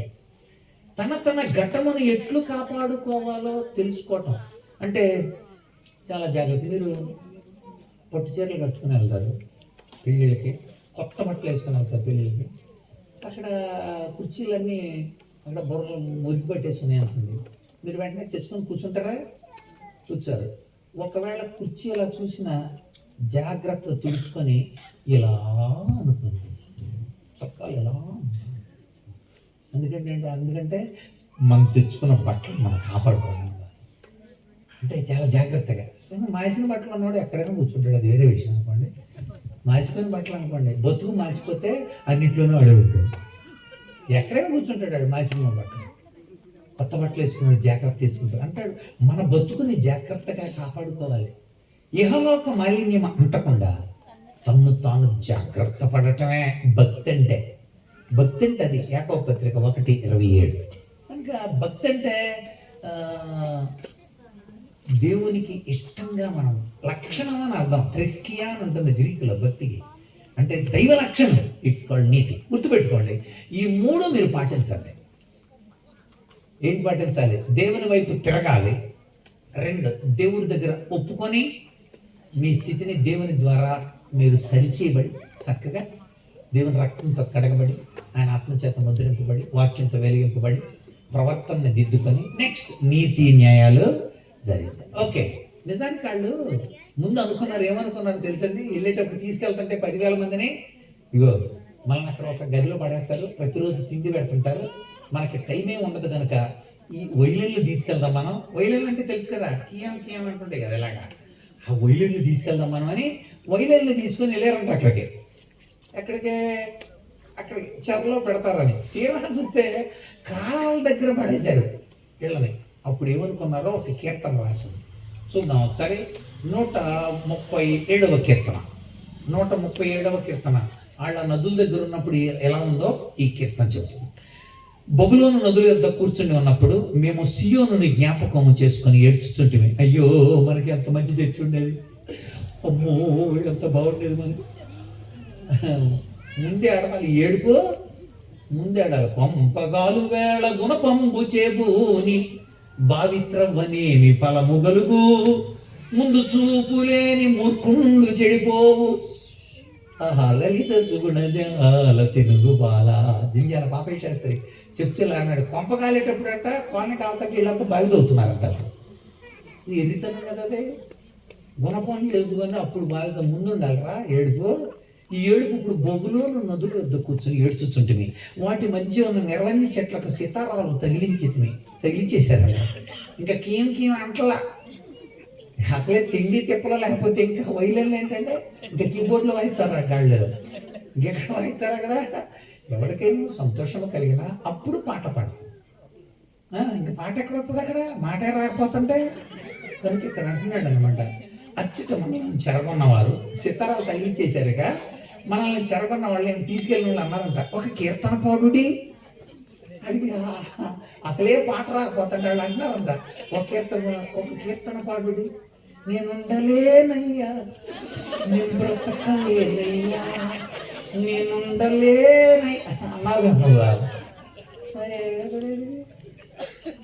నేను ఉండలేను అని ఇలా బతికి ఇక్కడికి వచ్చారు ఎందుకు మరి నువ్వు అసలు? ఇక్కడ కూడా నేను ఉండలేనయ్యా నువ్వు ఈసారి.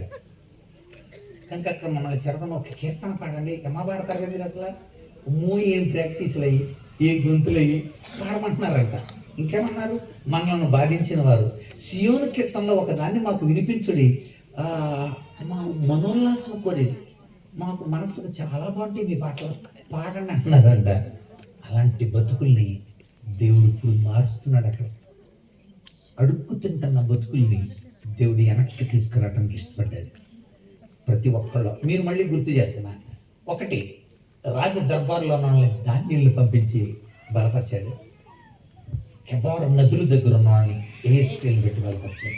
మీకు మిగిలిన ఉన్నారే, మిగిలిన వాళ్ళ కోసం ఇర్మియాని ఉంచాడు. ఇర్మియాని తీసుకెళ్ళిన వాళ్ళ దేవుడు ఎందుకో తెలుసా? ఇక్కడ ఉన్న వాళ్ళ రే ఎందుకు మిగిలేమో తెలుసా? బతుకు మారదని.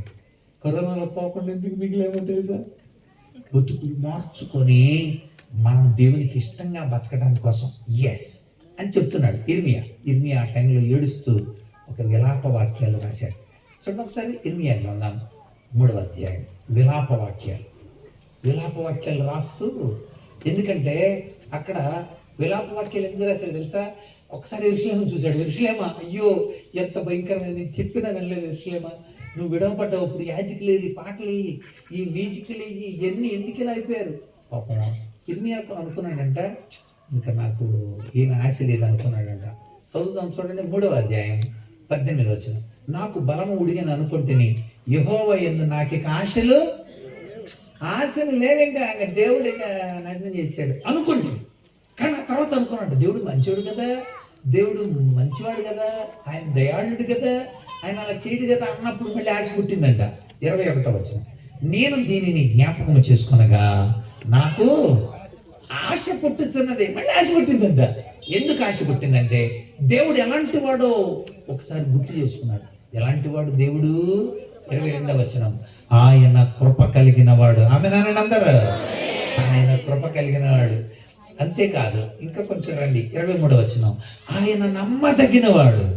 కృప కలిగిన వాడు, నమ్మదగిన వాడు. ఇంకా కొంచెం అండి 25వ వచనం. తను ఆశ్రయించు ఆయన యెహోవా దయాళుడు. దయాళుడు అంటే గుడ్ అని అర్థం. God is good. ఎస్, ఉత్తముడు అంటే God is good. God is good అనే పదాలు చాలా బాగా వాడారు. ఇర్మియా 33:11 అంటాడు గాడ్ ఈజ్ గుడ్. ఆయన వెనక్కి తీసుకొస్తాడు రా, ఖచ్చితంగా వెనక్కి తీసుకొస్తాడు. గాడ్ ఈజ్ గుడ్ అన్నాడు. నహూము 1:7 యెహోవా ఉత్తముడు రా. మనకి శ్రమల్లో ఆయన ఉంటాడు. ఉత్తముడు అంటే కూడా గాడ్ ఈజ్ గుడ్ అని అర్థం. యెహోవా అందరికి ఉపకారి అని రాశాడు 145:9 కీర్తనలో. అది కూడా గాడ్ ఈజ్ గుడ్. దయాళుడన్నా, ఉత్తముడన్నా, ఉపకారన్నా, మంచోడన్నా ఒకటే.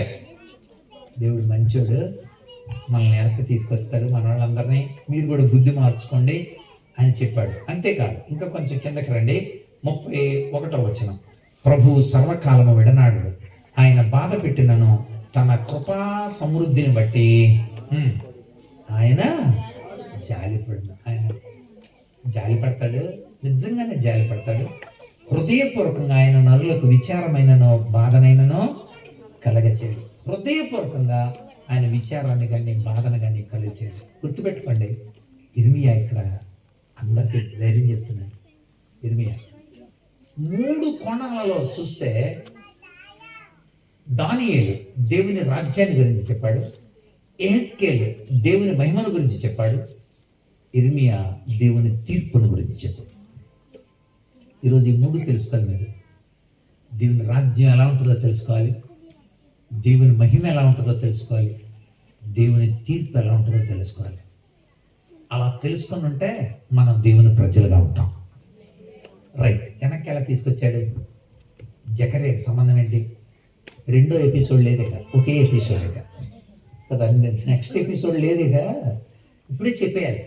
రైట్, సంవత్సరాలు నిండుతున్నాయి, దేవుడికి రంగంలోకి దిగాడు. 67 అలా జరిగింది. 67 సంవత్సరాలు అయిపోతుంది. ప్రజలు మెల్లగా అవగాహనతో ఉన్నారు, పశ్చాత్తాపడతా ఉన్నారు.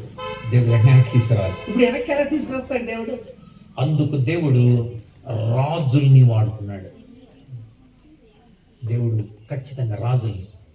బబులోను రాజుల యొక్క స్ట్రాటజీ ఏంటంటే, ఏ ప్రాంతానికి వెళ్ళినా ఆ ప్రాంతంలో ఉన్న ప్రజలందరినీ కూడా తమ దగ్గరికి బానిసలుగా తెచ్చుకుంటారు. అది మరి అలాంటప్పుడు ఆ రాజు వెనక్కి తీసుకురావటం, తన ప్రజల్ని వెనక్కి పంపడం బబులోను. అందుకని దేవుడు ఏం చేశాడంటే, పారసిక రాజుల్ని దేవుడు ప్రేరేపించాడు. వెంటనే పారసిక రాజు వచ్చి బబులోను జయించాడు. పారసిక రాజుల యొక్క స్ట్రాటజీ ఏంటంటే, వాళ్ళు ఎలాగనుకున్నారు, ఈ ప్రాంతాన్ని జయించారనుకోండి, మీరు ఇక్కడే ఉండండి, మీరు మాత్రం మాకు బానిసలు, మేము వెళ్ళిపోతాం అని వాళ్ళు అక్కడే ఉంచుతారు. అందుకని పారసిక రాజు పేరు కోరెష్. చెప్పండి, ఏం పేరు? కోరెష్. కోరెష్తో దేవుడు మాట్లాడాడు. కోరెష్, నువ్వు బబులోను రాజ్యాన్ని జయించావు కదా, ఓ పని చేయాలి, నా ప్రజల్ని యెరూషలేము నుండి నీ ముందు రాజు బబులోను రాజు ఇక్కడ తీసుకొచ్చాడు కనుక వెనక్కి పంపేయాలని. వెనక్కి పంపడమే కాదు, బబులోను రాజు అక్కడికి వెళ్ళి మందిరాన్ని పడగొట్టేశాడు కనుక నువ్వు ఆ మందిరాన్ని కట్టియాలి. ఎవరు చెబుతున్నారు? దేవుడు చెప్తున్నాడు. ఎవరికి చెప్తున్నాడు? కోరెష్ రాజుకు చెప్తున్నాడు. ఎంత చిత్రం అండి! ఉనికిపోయాడు కోరెష్ రాజు. వెంటనే మొత్తం దేశమంతా చాటింపేయించాడు. ఎజ్రా గ్రంథం, సరే, ఎజ్రా గ్రంథానికి రండి. ఎజ్రా గ్రంథం మొట్టమొదటి అధ్యాయం. పారసిక రాజైన కోరెష్ ఏలుబడిలో 1వ సంవత్సరంలో ఇర్మియా ద్వారా పలకబడిన వాక్యము నెరవేరడానికి, ఇర్మియా చెప్పాడుగా 70 సంవత్సరాల్లో దేవుడికి పంపించేస్తాడు మిమ్మల్ని అని చెప్పాడా? అలా చెప్పింది నెరవేరడానికి పారసిక రాజైన కోరెష్ మనస్సును ప్రేరేపింపగా అతడు రాజ్యం అంతటా చాటింపు వేయించాడు. ఏమని చాటింపు వేయించాడు? పారసిక దేశం రాజైన కోరెష్ ఆజ్ఞాపించినది ఏమనగా, ఆకాశమందుల దేవుడని యెహోవా లోకమందున సకల జనులను నా వశం చేశాడు. యోధా దేశమందున యెరూషలేములో తనకు మందిరం కట్టించమని నాకు ఆజ్ఞిస్తున్నాడు. మీలో ఎవరు ఆయన జనులై ఉన్నారో వారు యోధా దేశమందున యెరూషలేముకు బయలుదేరి యెరూషలేమున్న దేవుని మందిరాన్ని, ఇశ్రాయేలు దేవుడని యెహోవా మందిరాన్ని మర్యాదగా కట్టాలి. మీరు అంతా వెళ్ళిపోండి, రాబాయ్, వెళ్ళిపోండి మీరంతా. అయితే వెళ్ళిపోయేటప్పుడు దేవుడు మళ్ళీ ఆలోచించాడు, వీళ్ళు వెళ్తారు, వాళ్ళు ఎలాగా ఏం లేవు కదా. అందుకని ఆ రాజుతో అన్నాడు, ఇదిగో రాజు గారు, వాళ్ళు వెళ్తున్నారు కనుక ఫేర్వెల్ పార్టీ జరిపించండి. ఫేర్వెల్కి ఏం చేస్తారు? 9వ తరగతి వాళ్ళందరూ 10వ తరగతి వాళ్ళకే బహుమానాలు కొనిస్తారు, ఒక్కొక్కడికి ఒక్కొక్కటి కదా. ఇప్పుడు వెళ్ళిపోతున్న వాళ్ళకి బహుమానాలు ఇచ్చి పంపండి అన్నాడు దేవుడు. చూడండి ఏం జరిగింది. 4వ వచనం.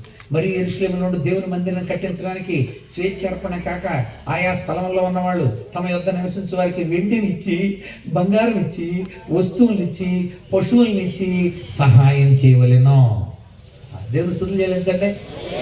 ఖాళీ చేతులతో తాళ్లతో కట్టబడి వెళ్ళారు వాళ్ళు. పశ్చాత్తాపడినప్పుడు చేతుల్లో వెండి, బంగారము, వస్తువులు, పశువులు. ఎందుకో తెలుసా? అక్కడ పశువులన్నీ చచ్చినాయి. అక్కడ మొక్కలు లేక పశువులన్నీ చచ్చినాయి. దేవుడు ఇప్పుడు బబులోను నుండి ఆ పారసిక రాజు కోరెష్ ద్వారా దేవుడు అన్ని అంతేకాదు 6వ వచనం, చుట్టూ ఉన్న వారందరూ స్వేచ్ఛగా అర్పించినవి కాక, స్వేచ్ఛగా ఈ సామాన్ తీసుకెళ్ళమ్మా, ఈ సరుకు తీసుకెళ్ళండి, అలా స్వేచ్ఛగా కూడా ఇచ్చారంట, ఫ్రీగా స్వచ్ఛందంగా ఇచ్చారంట. అవే కాక వెండి ఉపకరణములు, బంగారు, పశువులు, ప్రశస్తమైన వస్తువులు ఇచ్చి వారికి సహాయం చేసేది. నిజంగా మీరు పశ్చాత్తాపడితే దేవుడు సహాయాన్ని అనేక మంది ద్వారా నీకు కూడా అనుగ్రహిస్తాడు. హల్లెలూయా. అంతేకాదు మందిరంలో అన్ని తెచ్చాడా, అవన్నీ బయటకు తెప్పించాడు. 8వ వచనం, పారసిక రాజైన కోరెషు తన ఖజానాదారుని మిత్రుల ద్వారా వాటిని బయటికి తెప్పించి లెక్కేయించి యూదులకు అద్భుతంగా షష్పజరి చేతికి అప్పగించాను. వాటి లెక్క 30 బంగారు పళ్ళాలు, 1000 వెండి పళ్ళాలు, 29 కత్తులు, 30 బంగారు గిన్నెలు, 410 వెండితో చేయబడిన రకరకాల గిన్నెలు, ఇతర ఉపకరణాలు, 1000 బంగారు వస్తువులు, వెండి వస్తువులు, అన్ని 5400 ఉపకరణాలు మర్యాదగా వెనక పంపించాడు. మందిరంలో ఉండాల్సిన అన్ని మందిరంలో ఎంత గొప్ప. కోరెషుతో ఏం చెప్పాడో యెషయా ప్రవచించాడు. యెషయా ఏం చెప్పాడో ఒక మాట చూద్దాం. 44వ అధ్యాయం యెషయా గ్రంథం. దేవుడు కోరెషుతో 44:28 చదువుదాం. కోరెషుతో, నా మంద కాపరి, ఇదిగో నా మందను కాస్తున్నావు నువ్వు, నా మందంతా నీ దగ్గర ఉంది కోరెష్, నా చిత్తమంతా నెరవేర్చువాడా అని చెప్పువాడను నేనే, ఇది నేను చెప్పిందంతా చేస్తావు నువ్వు అని చెప్పువాడను నేనే. యెరూషలేముతో నువ్వు కట్టబడు దానివని, దేవాలయంకు పునాది వేయబడినవి నేను చెప్తున్నాను. ఇదిగో ఖచ్చితంగా యెరూషలేము తెలిసి చెప్పు, మందిరం కడతారు, పునాది వేస్తారు, చెప్పు వెళ్ళి. నిజంగానే చెప్పాడు, అయ్యా మీరు వెళ్ళి మందిరాన్ని కట్టండి. 45వ అధ్యాయం 13వ వచనం, నీతిని బట్టి కోరెషును రేపితిని, అతని మార్గములను నీవు సరళం చేసేదను, అతడు నా పట్టణమును కట్టించను, ఖరీదనము తీసుకోకుండా, లంచం పుచ్చుకోకుండా నేను వెలివేసిన అతడు విడిపించును. ఇది మన దేవుని బిడ్డలాగా ఎంత గొప్ప దేవుడు. అందరు వెనక్కి వచ్చేసారండి, అందరు వెనక్కి వచ్చారు. 3 విడతలుగా వెనక్కి వచ్చారు. 3 విడతలుగా వెళ్ళారు. మొట్టమొదటి విడతలో జెరుబ్బాబెలు నాయకత్వంలో మొట్టమొదటి విడత వచ్చారు, 47,000 మంది పైచిలకు. 2వ విడతలో ఎజ్రా నాయకత్వంలో వెనక్కి వచ్చారు, 1700 జనం. ఇక మిగిలిన 3వ విడత నెహెమ్యా నాయకత్వంలో 3 వచ్చారు. అందరూ వచ్చేసారు. మందిరం కూడా కట్టేశారు. జాగ్రత్తగా వినండి. ఆ కట్టేటప్పుడు పునాది వేశారు. పునాది వేసిన తర్వాత 15 సంవత్సరాల మందిరం ఆగిపోయింది. ఆగిపోతే దేవుడికి మళ్ళీ బాధ కలిగింది. ఎరా అబ్బాయి మందిరం కట్టొద్దంటారా, అలా ఆగిపోయారంటే మీరు, ఎవడో భయపెట్టాడు, ఇదో మందిరం కట్టరా, మళ్ళీ కూల్చేస్తారా, మళ్ళీ ఇలా చేసేస్తారా, వద్దనని. అందుకోసం దేవుడు హగ్గయి అనబడిన ఒక దైవజనుడు లేపాడు. హగ్గయి ప్రవక్త వెళ్ళి చెప్పాడు, అన్నయ్య మీరు ఇల్లు కట్టుకుంటున్నారు, తృప్తుందా మీకు, నిద్రపోతున్నారు మీరు, కారణం ఏంటో తెలుసా, మందిరం కట్టలా, డబ్బులు చిల్లి సంచులు వేస్తున్నారు, అసలు మీకు జీతం మిగులుతుందా, ఎందుకు మిగలట్లా, మందిరాన్ని లెక్క చేయదా, మందిరం పడిపోయి ఉంటే మీరు విలాసవంతంగా బతుకుతున్నారా, కట్టద్దంటే మందిరం అని 23 రోజుల్లో చెప్పాడంటే 24వ రోజు జనాలందరూ లేచి కడదాం మందిరం అన్నారు. అదే టైంలో ఈ జకర్యాని దేవుడు బలపరిచాడు. హగ్గయి జకర్యా ఇద్దరు కలిసి క్రీస్తుకు పూర్వం 520లో సంవత్సరం ఎంత చెప్పండి, మందిరాన్ని కట్టడానికి కోసం జకర్యాని ఎందుకు పెట్టాడో చెప్పేసి నేను ముగించేస్తాను. జకర్యాని ఎందుకు పెట్టాడంటే హగ్గయి యెరూషలేములో పుట్టినాడు, కానీ జకర్యా బబులోనులో పుట్టాడు, అక్కడ కాలువల దగ్గర.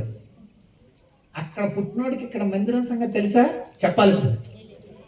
మందిరంలో ఏముంటాయో తెలియదు. ప్రభువా నేనేం చెప్పను వాళ్ళకి, నేను చెప్పింది చెప్పు, ఒక గొప్ప మందిరాన్ని నేను కట్టబోతున్నా. ఆ మందిరం లోపలికి చిగురు అనబడిన వాడు వస్తాడు,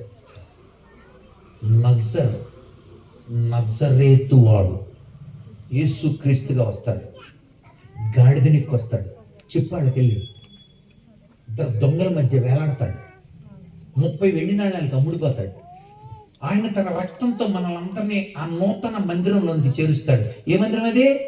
పరలోక మందిరం. ఆమె అందరూ ఈ భౌతిక మందిరాన్ని గురించి హగ్గయి చెబుతుంటే, బబులోనులో పుట్టి వెనక్కి వచ్చేసి 70 సంవత్సరాల తర్వాత వెనక్కి వచ్చిన జకర్యా ద్వారా దేవుడు పరలోక మందిరాన్ని గురించి చెప్పించాడు.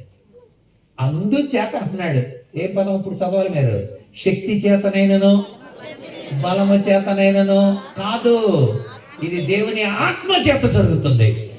మీకు శక్తి ఉంటే రాళ్ళు తీసుకొస్తారు, గది కడతారు, లేకపోతే చర్చి కడతారు. శక్తితో జరిగేది కాదు నాన్న, బలంతో జరిగేది కాదు. ఇది దేవుని ఆత్మతో. ఆ మందిరాన్ని చూస్తూ బతికాడు, ఆ మందిరాన్ని గురించి ప్రవచించాడు జకర్యా. అందుకన్నాడు, మీరు నిజంగా పశ్చాత్తాపడ్డారు కనుక మీకు ఆశీర్వాదాలు ఎలా ఉంటాయి తెలుసా? చదవండి, ఆశీర్వాదాలు ఎలా ఉంటాయి. 8వ అధ్యాయం ఆశీర్వాదాలు చూడండి. 5 ఆశీర్వాదాలు ఉన్నాయి ఇక్కడ. 5 ఆశీర్వాదాలు. నెంబర్ 1, మీరు మళ్ళీ వచ్చేసారు కదా. 11, పూర్వ దినములలో నేను జనుల్లో శేషించిన వారికి విరోధినైనట్టు ఇప్పుడు విరోధిగా నేను ఉండను. ఇక్కడ నుండి నేను విరోధిగా ఉండలే. ఇక వెనక్కి వచ్చేది బుద్ధి వచ్చిందిగా మీకు, ఇంకా నేను విరోధంగా ఉండాలి. ఇది మొట్టమొదటి ఆశీర్వాదం. దేవుడు మనకు ఫేవర్గా ఉన్నాడు, ఆయన మనకు విరోధి. 8:1 ఉంటాడు రోమాపత్రిక. కాబట్టి దేవుడు మన పక్షమునుండగా మనకు విరోధి ఎవడు? దేవుడు మన పక్షాన్ని మన విరోధి.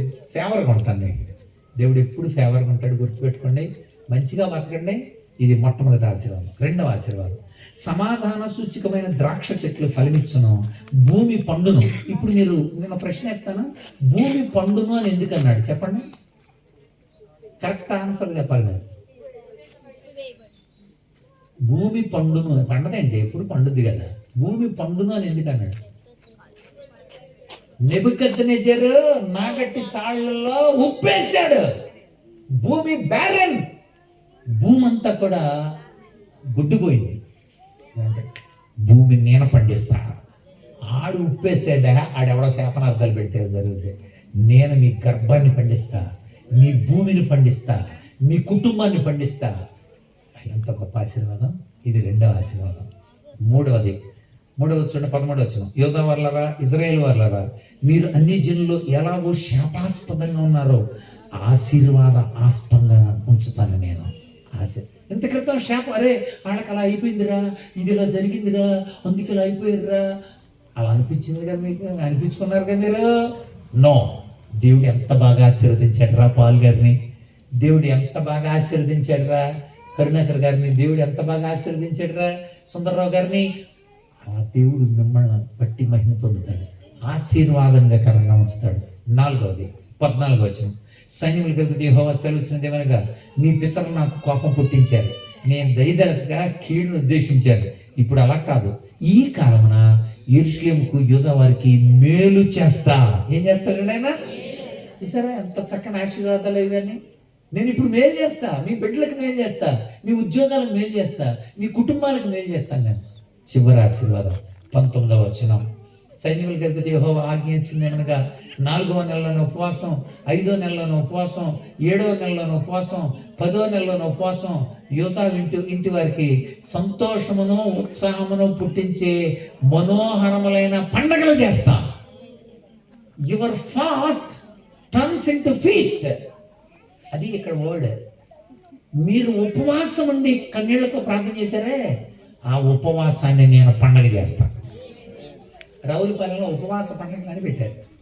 నేను ప్రసంగించడానికి నేను వెళ్ళిన వెంటనే అక్కడ 20 మంది 30 మంది ఇలాగే కూర్చున్నారు. ఏమంటే ఉపవాస పండగలని పెట్టారు, ఉపవాసం వేరు పండగ వేరు కదా అని అడిగారు. ఉపవాసం వేరు పండగ వేరు. ఉపవాసం అంటే కన్నీళ్ళు, పండగ అంటే సంతోషం. ఉపవాసం అంటే గదిలో కూర్చొని ఏడవడం, పండగ అంటే సంతోషంతో ఉంటాం. ఉపవాసం అంటే బూడిదలో కూర్చొని ఏడ్చేవారు ఆ రోజులు. పండగ అంటే సంతోషంతో చెక్కలేదు. ఉపవాసం అంటే వాళ్ళు రోదన, గదిలో ఉంటాం. పండగ అంటే బయటికి రావడం. మరి ఉపవాస పండగలు ఏంటి? మరి ఉపవాస పండగలు కాదు, ఉపవాసమే పండగగునుగాక. అది దేవుడు చెప్పింది. Your fast turns into feast. మీ కన్నీటిని చూచాను నేను, పండగ చేసుకునేలా చేస్తాను. ఎంత గొప్ప ఆశీర్వాదం. దేవుని బిడ్డల తర్వాత మందిరం పూర్తి చేశారు. మందిరాల్లో ఏ ఉండాలో మలాకి చెప్పాడు. ఆ తర్వాత దేవుడి దిగొచ్చాడు. That is history. ఈరోజు మనం ఎన్ని గ్రంథాలు కవర్ చేసాం చెప్పండి? 1 జకర్యా గ్రంథం, 2వది దానియేలు గ్రంథం, తర్వాత యెహెజ్కేలు గ్రంథం, ఆ తర్వాత ఇర్మియా గ్రంథం, ఆ తర్వాత ఎజ్రా గ్రంథం, ఆ తర్వాత నెహెమ్యా, తర్వాత హగ్గయి, ఆ తర్వాత మలాకి. చూసారా, ఇవన్నీ కలిపితే యోధా చరిత్ర. చెప్పండి, ఏం చరిత్ర? ఈసారి ఇజ్రాయెల్ చరిత్ర ఎలా ఉంటుంది అనేది మీరు ఆలోచించాలి. ఈ రాత్రి దేవుడు అంటాడు, శక్తి చేతనైనను బలము చేతనైనను కాదు, నా ఆత్మ వల్ల ఈ కార్యం జరుగుతుంది. మీరు ఇప్పటికైనా నమ్మండి, దేవుడు మిమ్మల్ని మందిరాల్లో బలపరుస్తాడు, స్థిరపరుస్తాడు. నీతిగా బ్రతకటం నేర్చుకోండి, దాని ఫలితాన్ని ఖచ్చితంగా పొందుతారు. అందుకే యేసుప్రభు లోకంగా వచ్చాడు. యేసుప్రభు వచ్చి చెప్పింది ఏంటనుకుంటున్నారు? నీతిగా బ్రతకటం నేర్పించాడు, నా అడుగుజాడల్లో నడవమన్నాడు. అందుకోసం ఆయన శిలువలో వేలాడాడు. కొట్టేవారికి తన వీపును అప్పగించాడు, బాధించేవారికి తిట్టి కొట్టిరేని తిరిగి మాట్లాడక ఊరకున్న జోడ ఉర్వి మీద వాడగు పరమాత్మ వర్ణింప శక్యమా. అంతటి సాత్వికుడు ఎవడైనా ఉన్నాడా? తిట్టినా కొట్టినా మారు మాట్లాడకుండా క్షమించగలిగిన సాత్వికుడు ఎవడైనా ఉన్నాడా? My explain with truth, Mahatma Gandhi గారి పుస్తకం. అందులో 113వ పేజీలో రాశాడు, Jesus Christ crucifixion the great moral to the world. యేసు ప్రభు యొక్క శిలువ మరణం ప్రపంచానికి ఆదర్శం. స్వామి శివానంద గారు జీసస్ అనే ఒక బుక్ రాశాడు. ఆయన ఆనంద సిరీస్లు అన్నీ కొన్నాను నేను. స్వామి శివానంద గారు రాస్తుంటాడు, weakness is virtue, weakness is in this great model from Lord Jesus Christ. సాత్వికం ఎంత ఉన్నత్యమో యేసుక్రీస్తు నుండి నేర్చుకోవాలి. సర్వేపల్లి రాధాకృష్ణ గారు ఎక్కడ నిలబడినా కూడా కొత్త నిబంధనలో యేసు ప్రభు కొండ మీద చెప్పిన ప్రసంగంలోనే ఒక్క విషయమైనా ఉపయోగించాడు. స్వామి వివేకానంద ఆయన 2వ వాల్యూమ్లో ఎలా చెప్పాడు? ఏమని చెప్పాడంటే, నేనే కనుక పాలస్తీనాలో పుట్టుంటే నా హృదయ రుధిరంతో యేసు ప్రభు పాదాలు తడిపేవాడినని. వీళ్ళందరూ నమ్మారో లేదో నాకు తెలియదు, కానీ నిజంగా నమ్మిన నా జీవితం ఫలించింది. నీ జీవితం కూడా ఫలిస్తుంది. కనుక ఈరోజు ఫలించి అభివృద్ధి చెంది విస్తరించి భూమిని నిండించాలని పరలోకాన్ని విడిచిపెట్టి వేసేయచ్చాడు. ఆయన పొందిన దెబ్బల వల్ల మనకు స్వస్థత కలుగుతుంది. ఆయన కార్చిన రక్తం వల్ల మనకు పాపక్షమాపణ కలుగుతుంది. ఆయన ద్వారా నిత్య జీవం పొందుతాం, నీతిగా బతుకుతాం. ఇది ఎరిగి యేసుప్రభు నమ్మండి. యేసుప్రభు నమ్మండి అంటే మత మహిళలు ఎవరినే మార్చలేడు నాన్న. సైకాలజీ ప్రకారం ఎవరినే మార్చలేడు, మారాలని అనుకుంటే తప్ప. గుర్రాన్ని నీళ్ళ దగ్గర తీసుకెళ్ళగలమే కానీ దాని చేత మన నీళ్లు మనం తాగించలేము. ఇష్టమైంది, ఆయన గుణం నచ్చింది, నా బతుకు మారుస్తాడని నమ్మాను, నిజంగా మారాడు. అంతే, నిజంగా మారాడు. మీ జీవితం కూడా అలా మార్పునంది. క్రీస్తు కొరకు సాక్షులుగా బ్రతకడానికి పరిశుద్ధాత్మ వాళ్ళందరినీ సిద్ధపరచును గాక.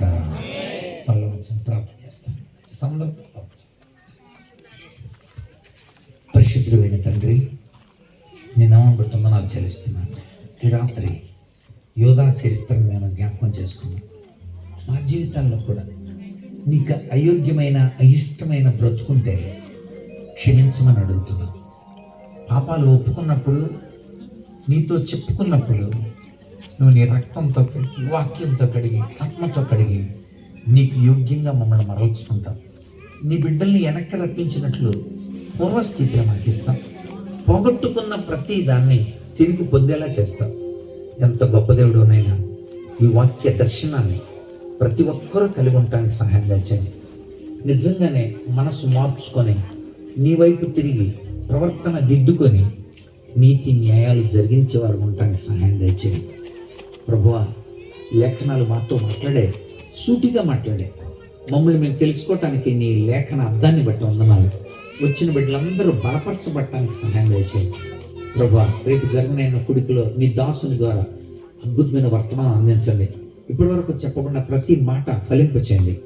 నీ దాసుని ద్వారా జరుగుతున్న పరిచర్యలను దీవించండి, సంఘాన్ని దీవించండి, దైవజనులు వారి సంఘాలను దీవించండి. జరుగుతున్న చిన్నబిడ్డల పరిచర్య, యవనస్తుల పరిచర్య, స్త్రీల పరిచర్య, సంఘ పరిచర్య, స్వార్థీకరణ ప్రభు ఆశీర్వదించండి. పరలోకపు మన్నా ఈ బిడ్డలకు అందించండి. తొట్టిల్లకుండా మీరు సహాయం దయచేసి మహిమ పొందమని, కృపా కటాక్షాలతో నింపమని మీకు అప్పగిస్తూ, మా ప్రభు, మా రక్షకుడు, మా మార్పుకు దోహదకారుడు, మా పోయిన పూర్వస్థితిని తిరిగి అందించగలిగిన కరుణామయుడు, మా జీవితాల ఎడల ఉన్నతమైన లక్ష్యత కలిగిన యేసయ్య పరిశుద్ధ నామమున స్తుతించి వేడి ప్రార్థిస్తున్నాము తండ్రి. ఆమేన్. అందరికి వందనాలండి. ఇప్పటి వరకు మీరు నిలకడగా మెలకుగా ఉన్న దాన్ని బట్టి నేను స్తుతులు చెల్లిస్తున్నాను. Thank you very much.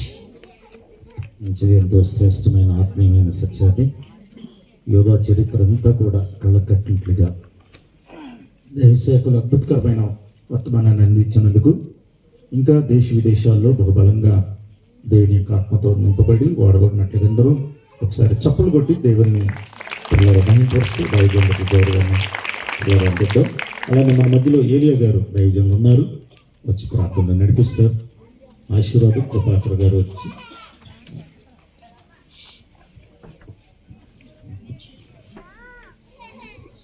దైవజనులు ఏలియా గారు కానూరులో అలానే పెద్దపల్లి చోట కొన్ని ప్రాంతాల్లో పరిచయం చేస్తున్న సేవకులు వచ్చి ప్రార్థనలో నడిపిస్తారు. దయచేసి గమనించండి ప్రియమైన దేవుని బిడ్డలారా. మరి మందిరం వెనుక కనుక దీని బ్యాక్ సైడ్ పిల్లరా భోజనాలు మీ అందరికీ కూడా ప్రేమ బిందు సిద్ధపరచబడి ఉంది. దయచేసి ఎవరు కూడా భోజనం చేయకుండా వెళ్ళకూడదని పిల్లరా మరొకసారి స్థానిక దైవజనులు సంఘ కాపురి హరిపాలయ్య గారు పిల్లరా సంఘ బిడ్డలు ఎంతో ప్రయాసంతో చేసిన ప్రేమ బిందులు తీసుకుని వెళ్ళాలి. అలానే దైవ సేవకులందరూ కూడా కిరణ్ గారి ఇంటి దగ్గర ఏర్పాటు చేయబడింది భోజనాలు.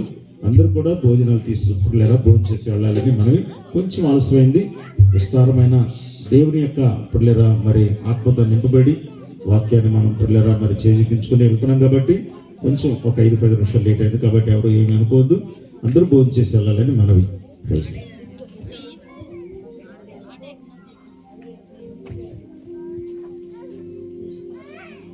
ప్రార్థన చేసుకుందాం. విన్నటువంటి వాక్యము మన హృదయాంతరంగంలో నీరు కట్టి పాలించాలని అందరూ కూడా విశ్వాసంతో ప్రభు వైపు తిరిగి మనసు పెట్టి ప్రార్థించాలి. పరిశుద్ధుడా, ప్రేమ కలిగిన తండ్రి, మీ పరిశుద్ధమైన పాదాలకయ్యా స్తుతులు స్తోత్రాలు చెల్లిస్తున్నాం తండ్రి. అయ్యా మీ దాసుని ఎంతగానో మీరు బలపరిచి మీ దాసుని నోట మీ మాట ఉంచి సూటిగా తేటగా మా అందరితో మాట్లాడినందుకు మీకు స్తోత్రాలు చెల్లిస్తున్నాం తండ్రి. నాయన ఎన్నో సత్యాలు తండ్రి, జనులు తండ్రి నీ తట్టు మనస్సు త్రిప్పక ఎవరిష్టానుసారముగా వారు నడుస్తున్నటువంటి దినాలలో తండ్రి అయ్యా మా అందరికీ ఒక హెచ్చరికగా తండ్రి ప్రభా మా అందరితో మాట్లాడేవు. అయ్యా మేము నీ వైపు తిరిగితే మా మనసులు మార్చుకుంటే మాకెంతో మేలు నాయన. అయ్యా అనేకమైనటువంటి అనర్థాలు మా జీవితాల్లో జరిగి ఉండవచ్చు. అవిధేయత వలన నాయన నేను విడనాడటం వలన, నీ మాట వినకపోవటం వలన ఎన్నో ఎన్నో ఎన్నో అయ్యా ఇబ్బందులు మా జీవితాలు ఎదురైనాయి. నీ వైపు మేము తిరిగినప్పుడు నాయన అనేకమైన మేలులతో మా హృదయాలు ప్రభు సంతృప్తి పరుస్తానన్నావు తండ్రి. మేలు చేయను ఉద్దేశించున్నాను గనుక భయపడకూడని జకరియా గ్రంథములోనే అయ్యా మీరు తెలియపరుస్తున్నారు నాయన. ఈనాడు ప్రభా ఈ యొక్క కూడికకు ఈ కూటానికి వచ్చిన ఆయన నీ వాక్యమును ఆలకించినటువంటి ప్రతి ఒక్కరి జీవితంలో అయ్యా నీ బలమైన కార్యములు చేసి మేలులతో ప్రతి ఒక్క హృదయాన్ని కూడా సంతృప్తి పరచమని అయ్యా ప్రార్థిస్తున్నాం తండ్రి. అయ్యా శాపకరమైన జీవితాలను తండ్రి ఆశీర్వాదకరంగా మార్చే దేవుడు నాయన. నీ విలువైన రక్తము నాయన ప్రతి బిడ్డపై దిగివచ్చునుగాక. అయ్యా మారు మనసు అనుభవంలో తండ్రి మేమందరూ కూడా జీవించటానికి అయ్యా సహాయం చేయండి నాయన. నీ వాక్యములో మాకు ఉదక స్నానం చేసి నీ రక్తములు మమ్మల్ని శుద్ధీకరించి నాయన అయ్యా మీ వెలుగులో మమ్మల్ని నడిపింప చేయమని ప్రార్థిస్తున్నానయ్యా. అవిధేయతుంటే విడనాడి తండ్రి ప్రభా జ్ఞానవంతులుగా జీవించడానికి అయ్యా సహాయం చేయండి నాయన. అయ్యా ఈ రోజు జరిగిన ఈ కూటమిలో మీరు ఎంతగానో తోడుగా ఉండి మీ ఆత్మతో తండ్రి ప్రతి ఒక్కరిని మీరు బలపరిచినందుకు స్తోత్రాలు చెల్లిస్తున్నాం. మీ దాసులు నాయన హరిపాలయ్య గారిని బట్టి మీ స్తోత్రాలు చెల్లిస్తున్నాం. ఎంతో భారం కలిగిన ఆయన ఈ ప్రాంత ప్రజలందరూ రక్షించబడాలని అయ్యా సత్యాన్ని గ్రహించాలని చెప్పిన ఆయన వారు ఎంతో నాయన వే ప్రయాసాలతో తండ్రి ఈ యొక్క సభలు ఏర్పాటు చేస్తున్నారు నాయన. ఈ సభల ద్వారా ఎంతో మంది నాయన నీ సన్నిధికి నీ వైపు తిరగాలి నాయన. ఎంతో మంది రక్షించబడాలయ్యా. ఎంతో మందికి ఆశీర్వాదకరంగా దీవెనకరంగా ఉండాలయ్యా. వారి కుటుంబాన్ని ఆ రీతిగా సంఘాన్ని కూడా అయ్యా క్షేమకరముగా దీవించి ఆశీర్వదింప చేయమని దైవజనులందరినీ కూడా బలమైన పనిముట్లుగా ఈ చివరి దినాల్లో వాడుకోమని ప్రార్థన చేస్తున్నానయ్యా. మా యొక్క పెద్ద పులిప యొక్క గ్రామాన్ని తండ్రి అయ్యా మీరు దీవించి కాచి కాపాడమని మా ప్రభు నీ కుమారుడైన నజరేయుడు యేసు నామములో ప్రార్థిస్తున్నాం తండ్రి. ఆమేన్. ఆశీర్వాదం తీసుకుంటాం.